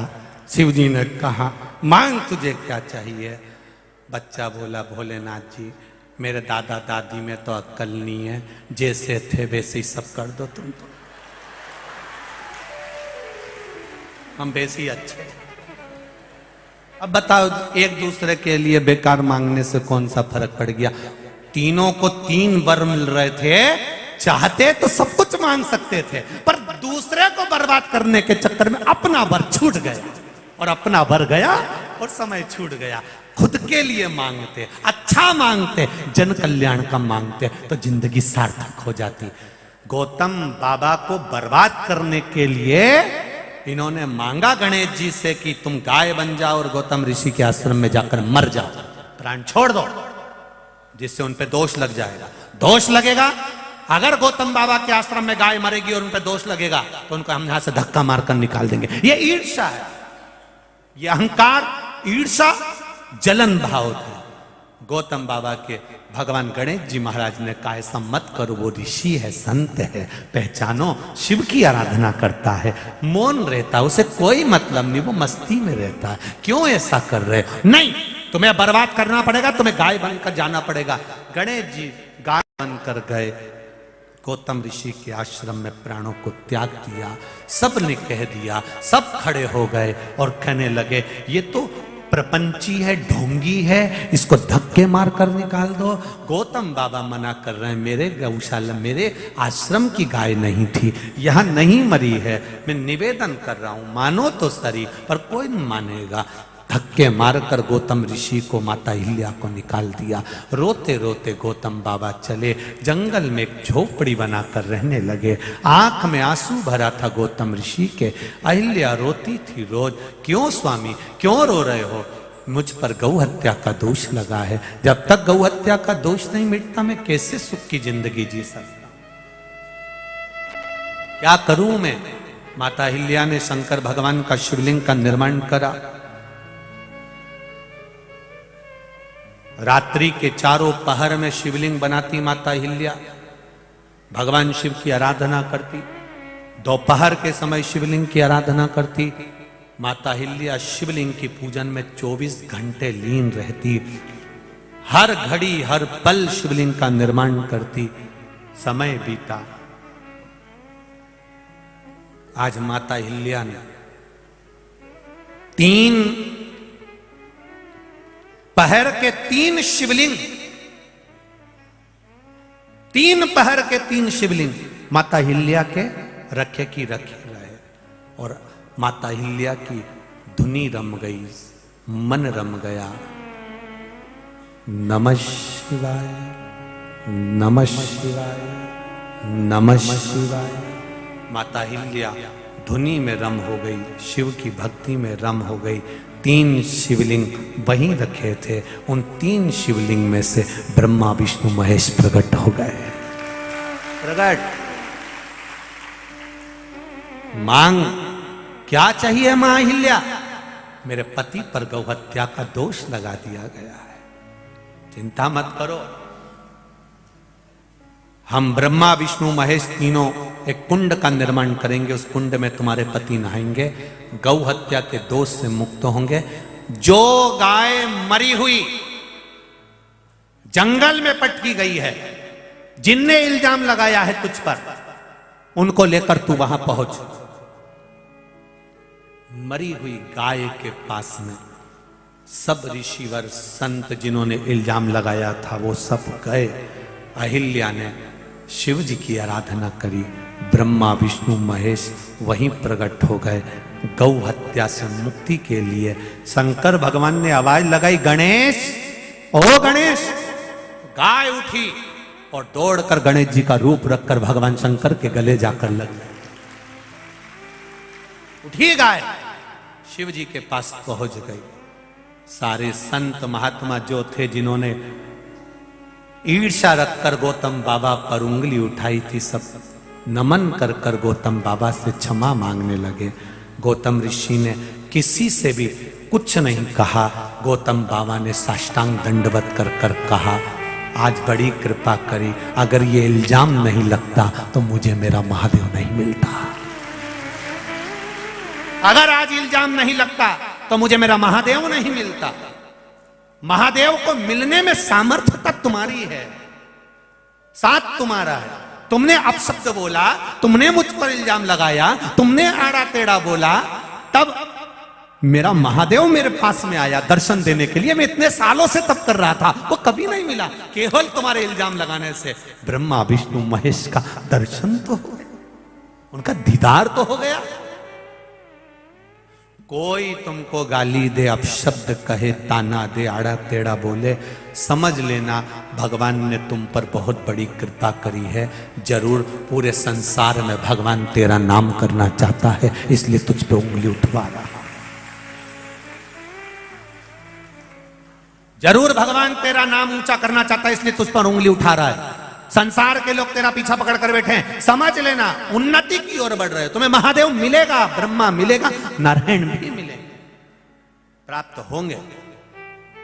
जब जाने लगे तीनों देवता तो भगवान गौतम बाबा ने और अहिल्या माता ने हाथ जोड़कर कहा, यहीं पर रुकिए और जिनको भी कहीं कोई दोष हो उसके दोष को मिटा दीजिए। शिव जी ने ब्रह्मा विष्णु के साथ 3 शिवलिंग के रूप में वहां छोटे छोटे अंगुष्ठाकृति के शिवलिंग के रूप में विराजमान हो गए। उस स्थान का नाम त्र्यंबकेश्वर पड़ गया। बोल त्र्यंबकेश्वर भगवान की। अगला वर्णन आया है श्री वैद्यनाथ भगवान का। जो रावण दिन प्रति भगवान शिव की आराधना करता था, भगवान की भक्ति में रमा रहता था। एक बार देवाधिदेव महादेव ने प्रसन्न होकर उससे कह दिया था, मांग ले, तुझे क्या चाहिए, तुझे क्या चाहिए मांग,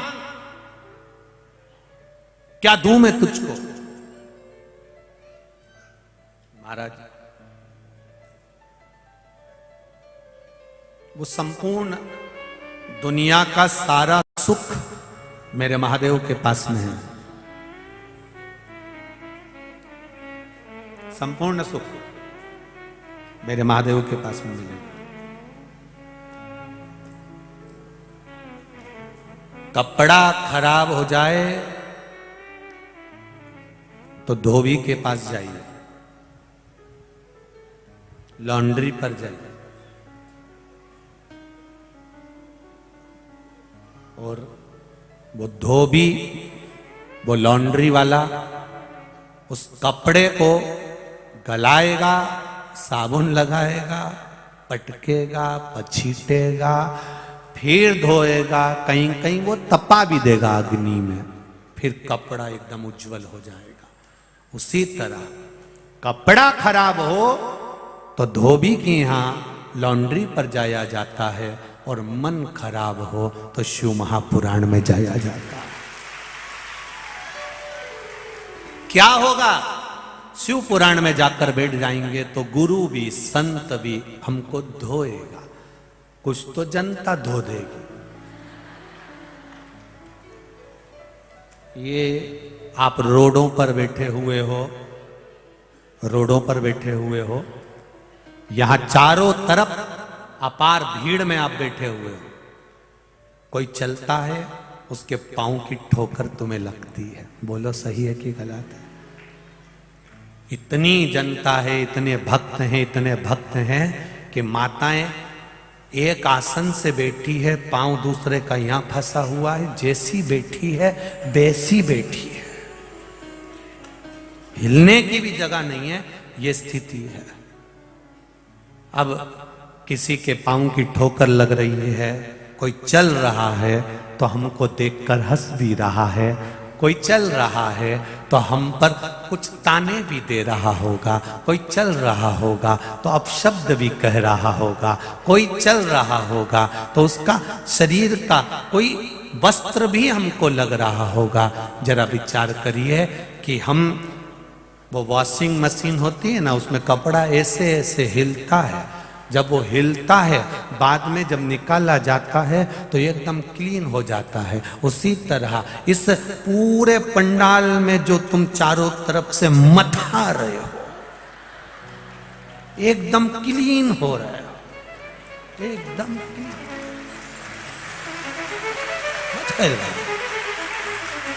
अब तुम कह सकते हो, कोई पूछे कहां गई थी, कहना वॉशिंग मशीन में।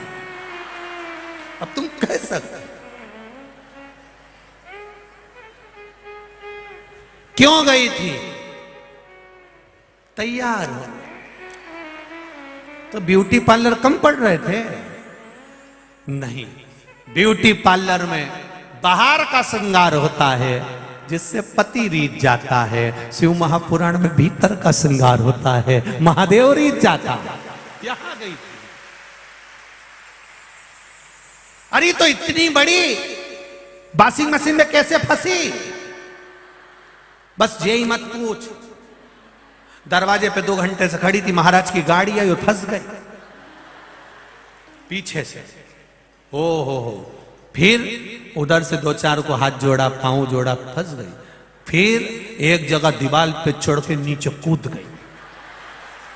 पूरा कपड़ा जोरदार धोया गया है, तब जाके ये कपड़ा क्लीन हुआ। और अब इस कपड़े की जो चमक है, ये कथा होने के बाद तब मालूम पड़ेगा कि कपड़ा कितना चमका है। लोगों का, तुम्हारा कपड़ा देख देख के लोग भी जल जाएंगे। कहां गई थी, बहुत चमक रही है। बस कपड़ा, कपड़ा श्रेष्ठ।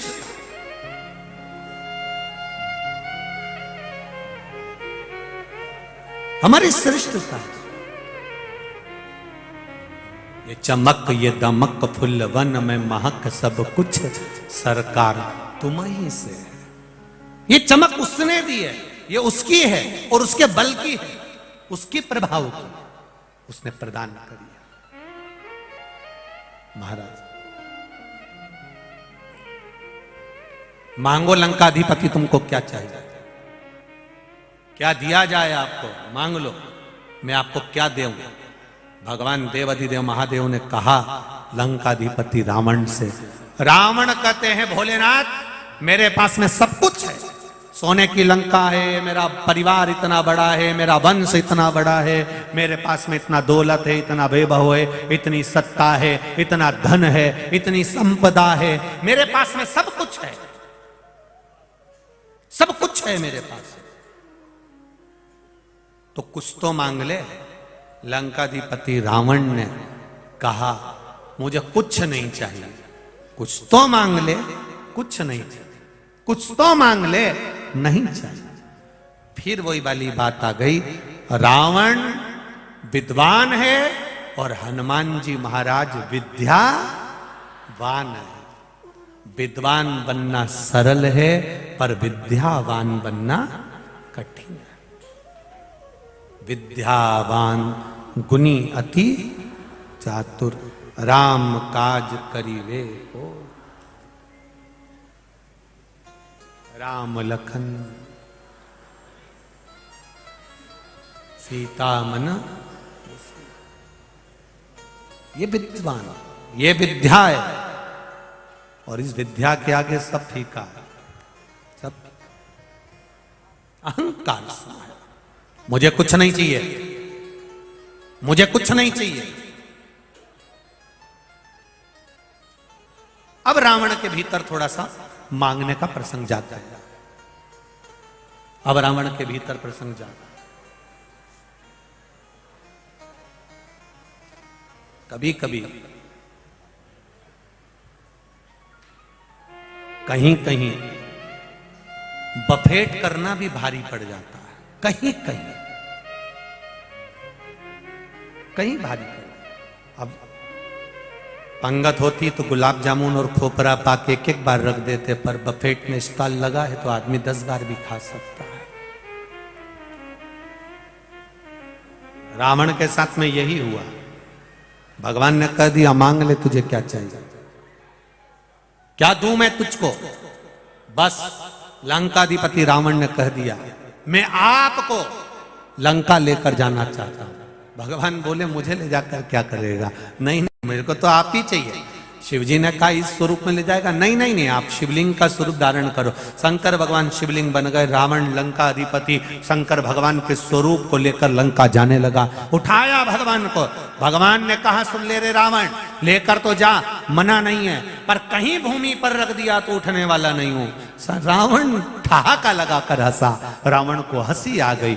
बताओ गजब की बात करते हो महादेव, तुम मेरी विद्वत्ता को जानते नहीं हो, मेरी विद्वत्ता को तुम पहचानते नहीं हो। मैंने इन्हीं भुजाओं के बल पर कैलाश पर्वत को उठाया था, तो तुमको उठाने में देरी नहीं लगेगी महाराज। भगवान को लेकर चला, मार्ग में बीच में पहुंचा, थोड़ा कहीं क्रम लगा लघु शंका का, शिव जी को भूमि पर रखना था पर सोच लिया नहीं रखूंगा। भगवान गणेश जी एक बालक का रूप रख कर गए, उनके हाथ में पकड़ा दिया शिवलिंग। भगवान ने वो शिवलिंग नीचे रख दिया, वही वैद्यनाथ जी के रूप में विराजमान हो गए। भगवान हिले। अगला वर्णन आता है श्री नागेश्वर।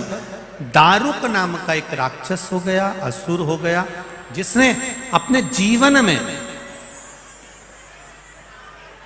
पुण्य करने वाला, दान करने वाला, सत्कर्म करने वाला, भजन करने वाला, कीर्तन करने वाले का पुण्य चुरा लेता है। अब जरा विचार करिएगा एक अच्छे से आप लोग कि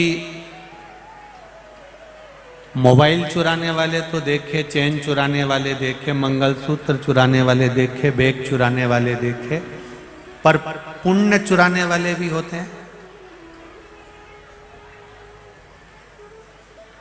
जो हमारे पुण्य को चुरा लेते हैं। अब उसको पहचानिएगा जरा। 12 ज्योतिर्लिंग में एक ज्योतिर्लिंग है नागेश्वर, जहां पर दारुक नाम का राक्षस रहता है। और वो दारुक नाम का जो राक्षस है वो पुण्य को चुराने का कार्य करता है, और पुण्य चुराता है वो अपनी जगह पर है, पर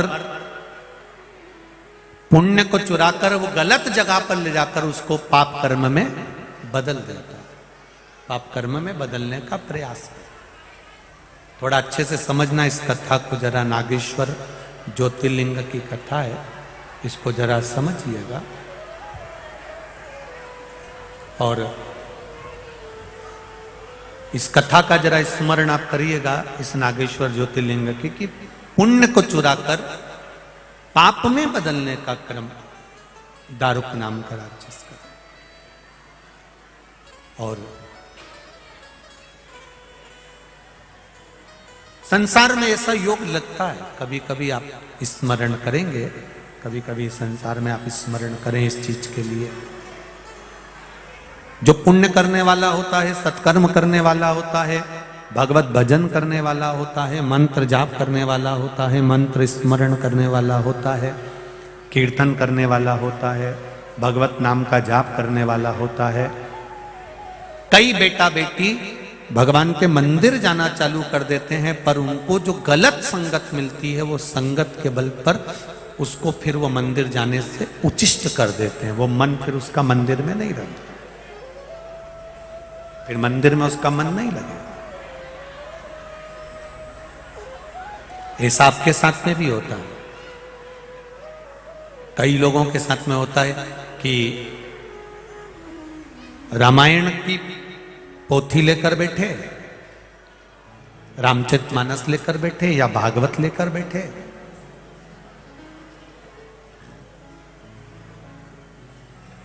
शिव पुराण लेकर बैठे, गीता जी लेकर बैठे।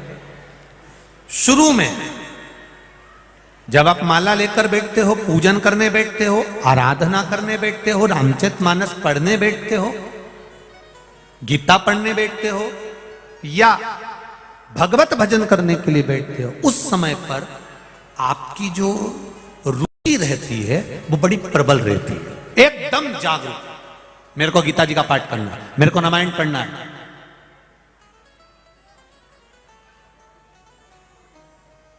बहुत जागरूक।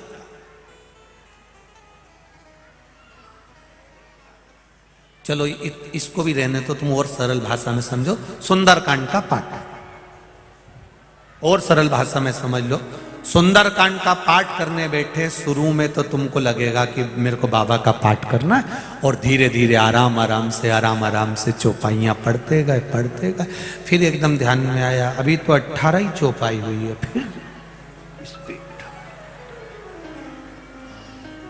फिर स्पीड, और जो स्पीड से खींची, फिर थोड़ा सा आराम से, अभी 23 तक पहुंच गया, अब थोड़ा आराम से, अब मेरा पाठ हो जाएगा। फिर थोड़ी देर बाद मन उचिष्ट हुआ, फिर लगा 28 पे ही पहुंचाऊं, फिर खींचा। जब हम भगवान का जप करने बैठते हैं, पाठ करने बैठते हैं, भजन करने बैठते हैं, शुरू में तो हमारा चित्त रमने का प्रयास करता है, पर कहीं कहीं हमारा जो पाप कर्म है वो हमारे मन को विचलित कर देता है और उस जगह से हटाकर कहीं दूसरी ओर ले जाता है हमारा पाप। और यही शिव महापुराण की कथा कर रही है। अनुष्ठान करने बैठे हो तब भी आपने स्मरण करा, जाप करा, महामृत्युंजय जपा, ओम नमो भगवते वासुदेवाय, या राम नाम या कृष्ण नाम या पंचाक्षर मंत्र नमः शिवाय या षडाक्षर मंत्र ओम नमः शिवाय या श्री शिवाय नमस्तुभ्यम जपा। आपने जो जप करा उस जप में आप बैठे तो हो, पर थोड़ी देर के बाद में आपकी बुद्धि को, आपके चित्त को, आपके मन को उचिष्ट कर दिया जाए।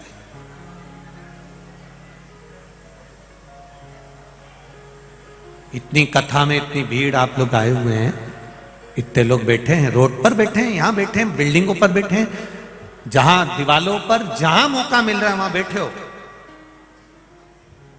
जितनी देर चित्त लगेगा, थोड़ा चित्त, थोड़ा मन थोड़ी देर लग जाता है, उसके बाद में फिर वो मन, वो चित्त थोड़ी देर बाद उच्छिष्ट हो, फिर उच्छिष्ट, फिर कथा की ओर मन गया।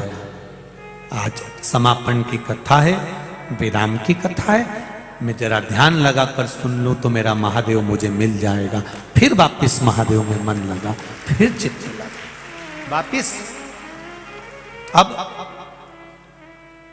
नागेश्वर ज्योतिर्लिंग का वर्णन करते हुए कहा, दारुक नाम का जो असुर था, दारुक नाम का जो राक्षस था, वो पुण्य खींच लेता था और उस पुण्य को पाप में बदलने के लिए प्रयास करता था। मेरा एक निवेदन आप सबसे है, शंकर भगवान के मंदिर में, शिवालय में, देवालय में, राम मंदिर में, कृष्ण मंदिर में, भगवान की चौखट पर जब भी जाओ, जब भी जाओ, जिस समय भी तुम्हारा मन पड़े, जब तुम पहुंचो उस समय पर जब वापिस चलने लगो तो एक बार भगवान को या तो पलट कर देख लो, या फिर उसकी देहली पर, उसकी चौखट के बाहर, उसके द्वार पर, या उसके मंदिर में या देवालय में एक क्षण के लिए बैठ जाओ, कुछ देर के लिए बैठो उसकी चौखट पर। क्या होगा? ये आप 2 क्षण के लिए भगवान के पास बैठते हो, उसके बैठने का फल क्या है? जैसे उज्जैन में, इंदौर में तुम पोहा खाने जाओ, और पोहा खाने जाओ तो पोहा वाला तुम्हारे लिए गरम गरम पोहा थोड़ी ना बनाता है। क्या करता है? नीचे एक भगोना रखता है, उसमें गरम पानी रखता है, उस गरम पानी के ऊपर पोहे की कढ़ाई को रखता है, जिससे ये जितनी देर यहां रहेगा इसमें गर्माहट होगी, और जब मैं दूंगा तो सामने वाले को गर्म लगेगा। हम मंदिर में जाकर, देवालय में जाकर इसलिए बैठते हैं कि वहां से थोड़ी एनर्जी हमको मिल जाए, और वो एनर्जी हमारी दिन भर चले, वो ऊर्जा हमारी दिन भर, वो एनर्जी, वो ऊर्जा हमारी चलना चाहिए। अब लोग क्या करते हैं? आपने मंदिर में जल चढ़ाया, आपने अनुष्ठान करा, आपने पूजन करा, आपने पाठ करा, आपने स्मरण करा, आपने सुंदरकांड पढ़ी, आपने हनुमान चालीसा पढ़ी, उसका पुण्य तो तुम्हारे पास में है, उसका फल तो तुम्हारे पास में है। पर आप दिन भर कहीं झूठ बोलना, कहीं प्रपंच करना, कहीं छल करना, कहीं अपशब्द बोलना, कहीं ताने देना, कहीं गाली देना, इन सब चीजों में जब हम पढ़ते हैं तो हमारा पुण्य पाप में बदलना प्रारंभ हो जाता है, पुण्य पाप में जाना लगता, समाप्त होने लगता। भगवान जब दारुक नाम का असुर पुण्य चुराने लगा और पाप में बदलने लगा, कहीं किसी को मारता, किसी को खा जाता, मंदिर देवालय तोड़वा दिए, तब भगवान शंकर की आराधना करी, शिव जी प्रकट हुए और बाबा देवाधिदेव महादेव प्रकट होकर दारुक नाम के राक्षस का संहार करते हैं। शिव जी नागेश्वर बनकर विराजमान हो जाते हैं। बोल नागेश्वर भगवान की जय। अगला वर्णन आता है श्री रामेश्वर भगवान का। शास्त्र कहता है, शिव महापुराण वर्णन करती है, महाराज भगवान राम जी महाराज जब अयोध्या से चले, थोड़ा ध्यान देना इस कथा पर, मेरे राघव जी जब अयोध्या से चले हैं, ऐसी कोई जगह नहीं रही जिस जगह पर मेरे राम जी ने शिवलिंग का निर्माण नहीं करा और उसका पूजन नहीं करा।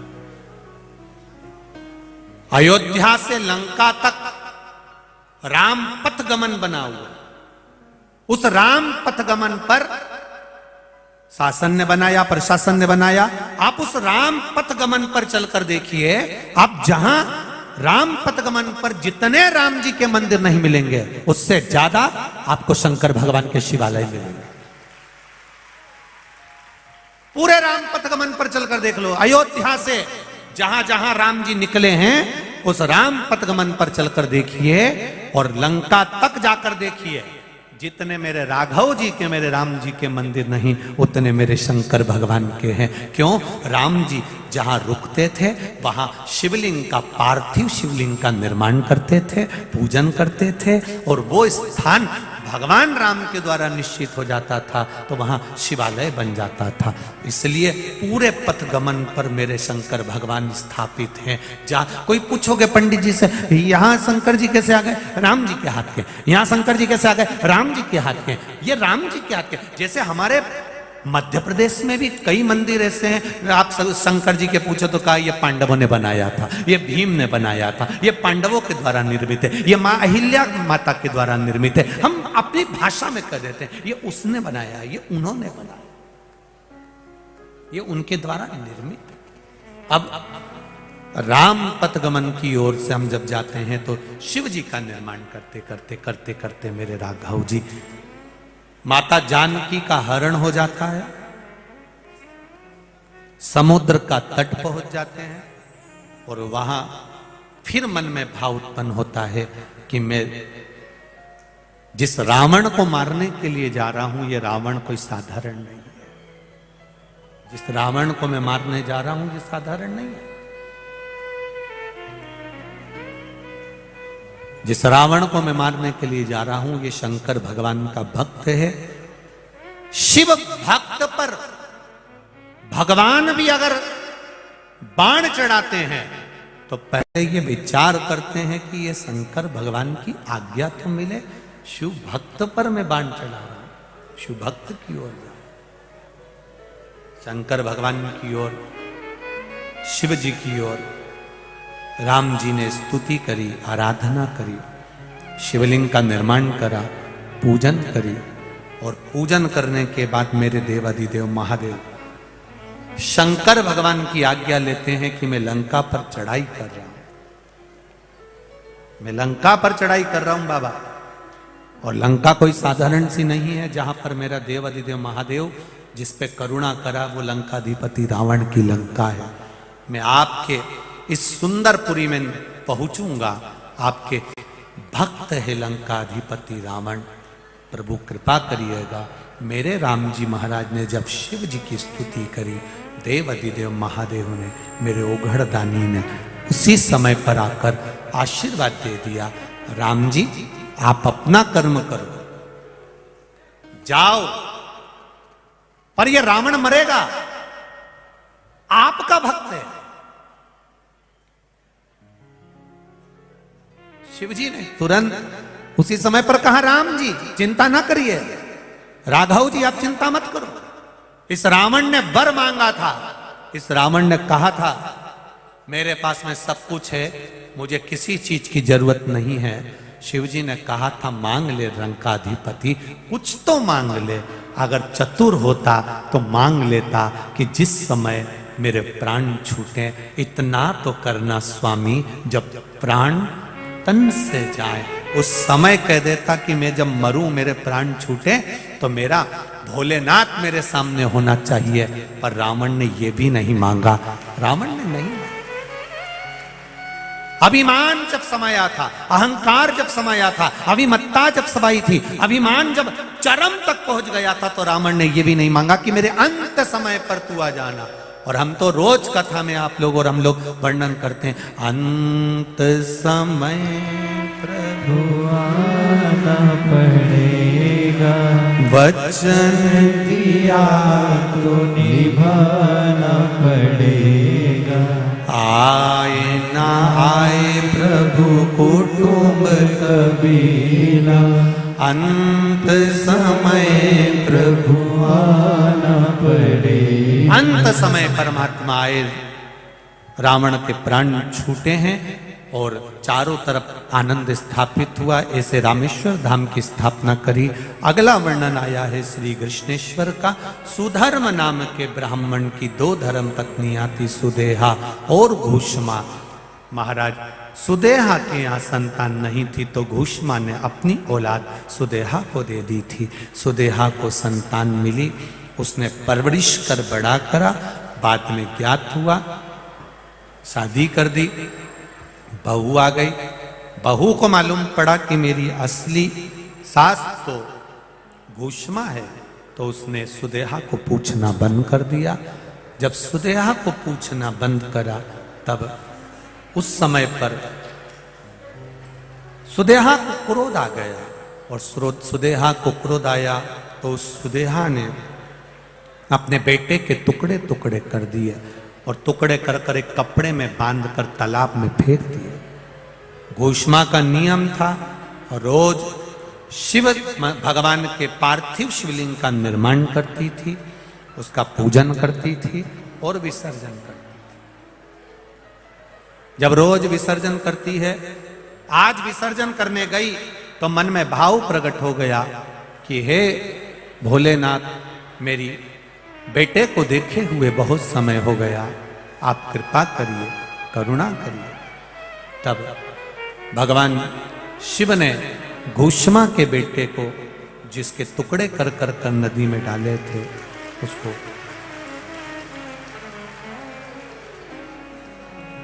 हमारे बीच में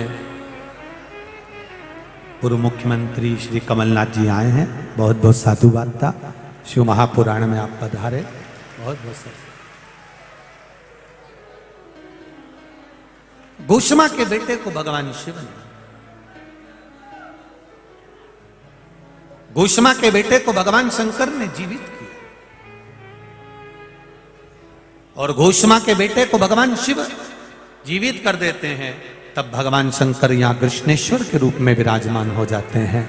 बोल कृष्णेश्वर भगवान की। आगे जो वर्णन आया है भगवान शंकर के, ये 12 ज्योतिर्लिंग का 12 ज्योतिर्लिंग शिव महापुराण की कथा जो हम श्रवण कर रहे हैं, आज यहाँ विराम की ओर जा रही है। तुमरुका जी चंचुला देवी को कथा सुनाते हैं।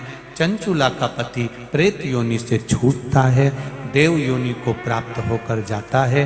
चंचुला जो वेदव्य थी, अखंड सौभाग्य लेकर अपने पति के धाम को जाती है। ये पावन शिव महापुराण की कथा क्षेत्र क्रमांक 1 में संजय जी शुक्ला मित्र मंडली द्वारा जो चल रही है, आज विराम की ओर जा रही है। भगवान देव अधिदेव महादेव की कृपा आप सब पर खूब बनी रहे, और आप शिव जी पर एक लोटा जल चढ़ाते रहें और अपने जीवन को सार्थक बनाते रहें। मैं संजय शुक्ला जी के इस मित्र मंडली ने, संजय जी शुक्ला जी के परिवार ने खूब अच्छे से ये कथा का रसतत्व ग्रहण करवाया। संपूर्ण देशवासियों के लिए, संपूर्ण इंदौर वासियों के लिए बहुत आनंद का विषय है जो इतनी पावन कथा हमको श्रवण करने को मिली। मैं संजय भैया शुक्ला जी को बहुत बहुत साधुवाद देता हूँ, बहुत बहुत धन्यवाद देता हूँ, जिन्होंने इतना भव्य आयोजन कर कर पूरे इंदौर की गली गली में भगवान शंकर को शिवमय बनाया है। बाबा देव अधिदेव महादेव आपके मन के मनोरथ को पूर्ण करे, और आप ऐसे ही आगे बढ़ते रहें, ऐसे ही अग्रण्य रहें, ऐसे विजय प्राप्त करते रहें और अपने जीवन को सार्थक बनाते रहें।